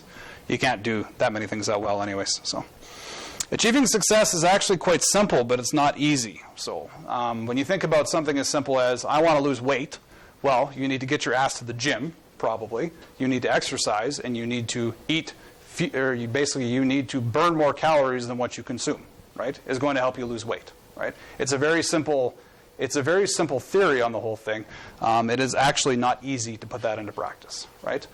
Doing the things that you know that are going to make you money at the end of the day, like picking up the phone, right? Again, it's very simple. I can make a phone call. I can probably sell. Maybe I make $1,000 when I make this phone call, whatever the case it is. There's a 2% chance that's going to happen, right? A lot of times you can talk yourself out of doing things, and you can defeat yourself even before you've even actually taken the action. So the more you can simplify things, the better. The one thing you guys are going to even notice about the worksheets, it's circles, it's triangles, it's squares, it's stuff like that, right? The simpler you can get this stuff, the easier you're going to have as time of understanding it. Your network is your net worth. I know it's a pretty cliche term, but I know for me that's been very, very true in the end of it. I've been in situations where I needed, say, $50,000, and I didn't know where it was going to come from, right? And I got a deadline of when it's got to show up, or whatever the case it is. Having connections in the industry, having those friendships, those relationships, having a good network to reach out to has saved my bacon more than once. So if there's one thing you can do that's always valuable, grow your network, meet people, talk to people. Set goals and track progress. So it's very easy to say, I want to be rich. It's very easy to say, I want to have a great family life. Very easy to say, I want to have this I want to be in great shape. It's very different to say, I want a $2.5 million net worth. I want a body fat concentration of 12%. And I want to make sure that I'm spending at least this many hours a week with my family and actually tracking those goals and seeing if you hit them or not, right? The more you can set goals, the more you can track progress to them, the sooner that you're actually going to actualize and hit those goals at the end of the day. So again, you don't need any fancy methods for doing this. There are a whole bunch of different tools out there if you find you need them, but just write it down, measure it, manage it. So wrapping it all up, know and track your net worth. Very simple on this. Your income must be greater than your expenses. If your income is less than your expenses, your net worth is going down every month. There's some other things that can vary on that, such as the value of assets and stuff like that. But again, this kind of, you can wrap this up into the whole statement of don't live above your means.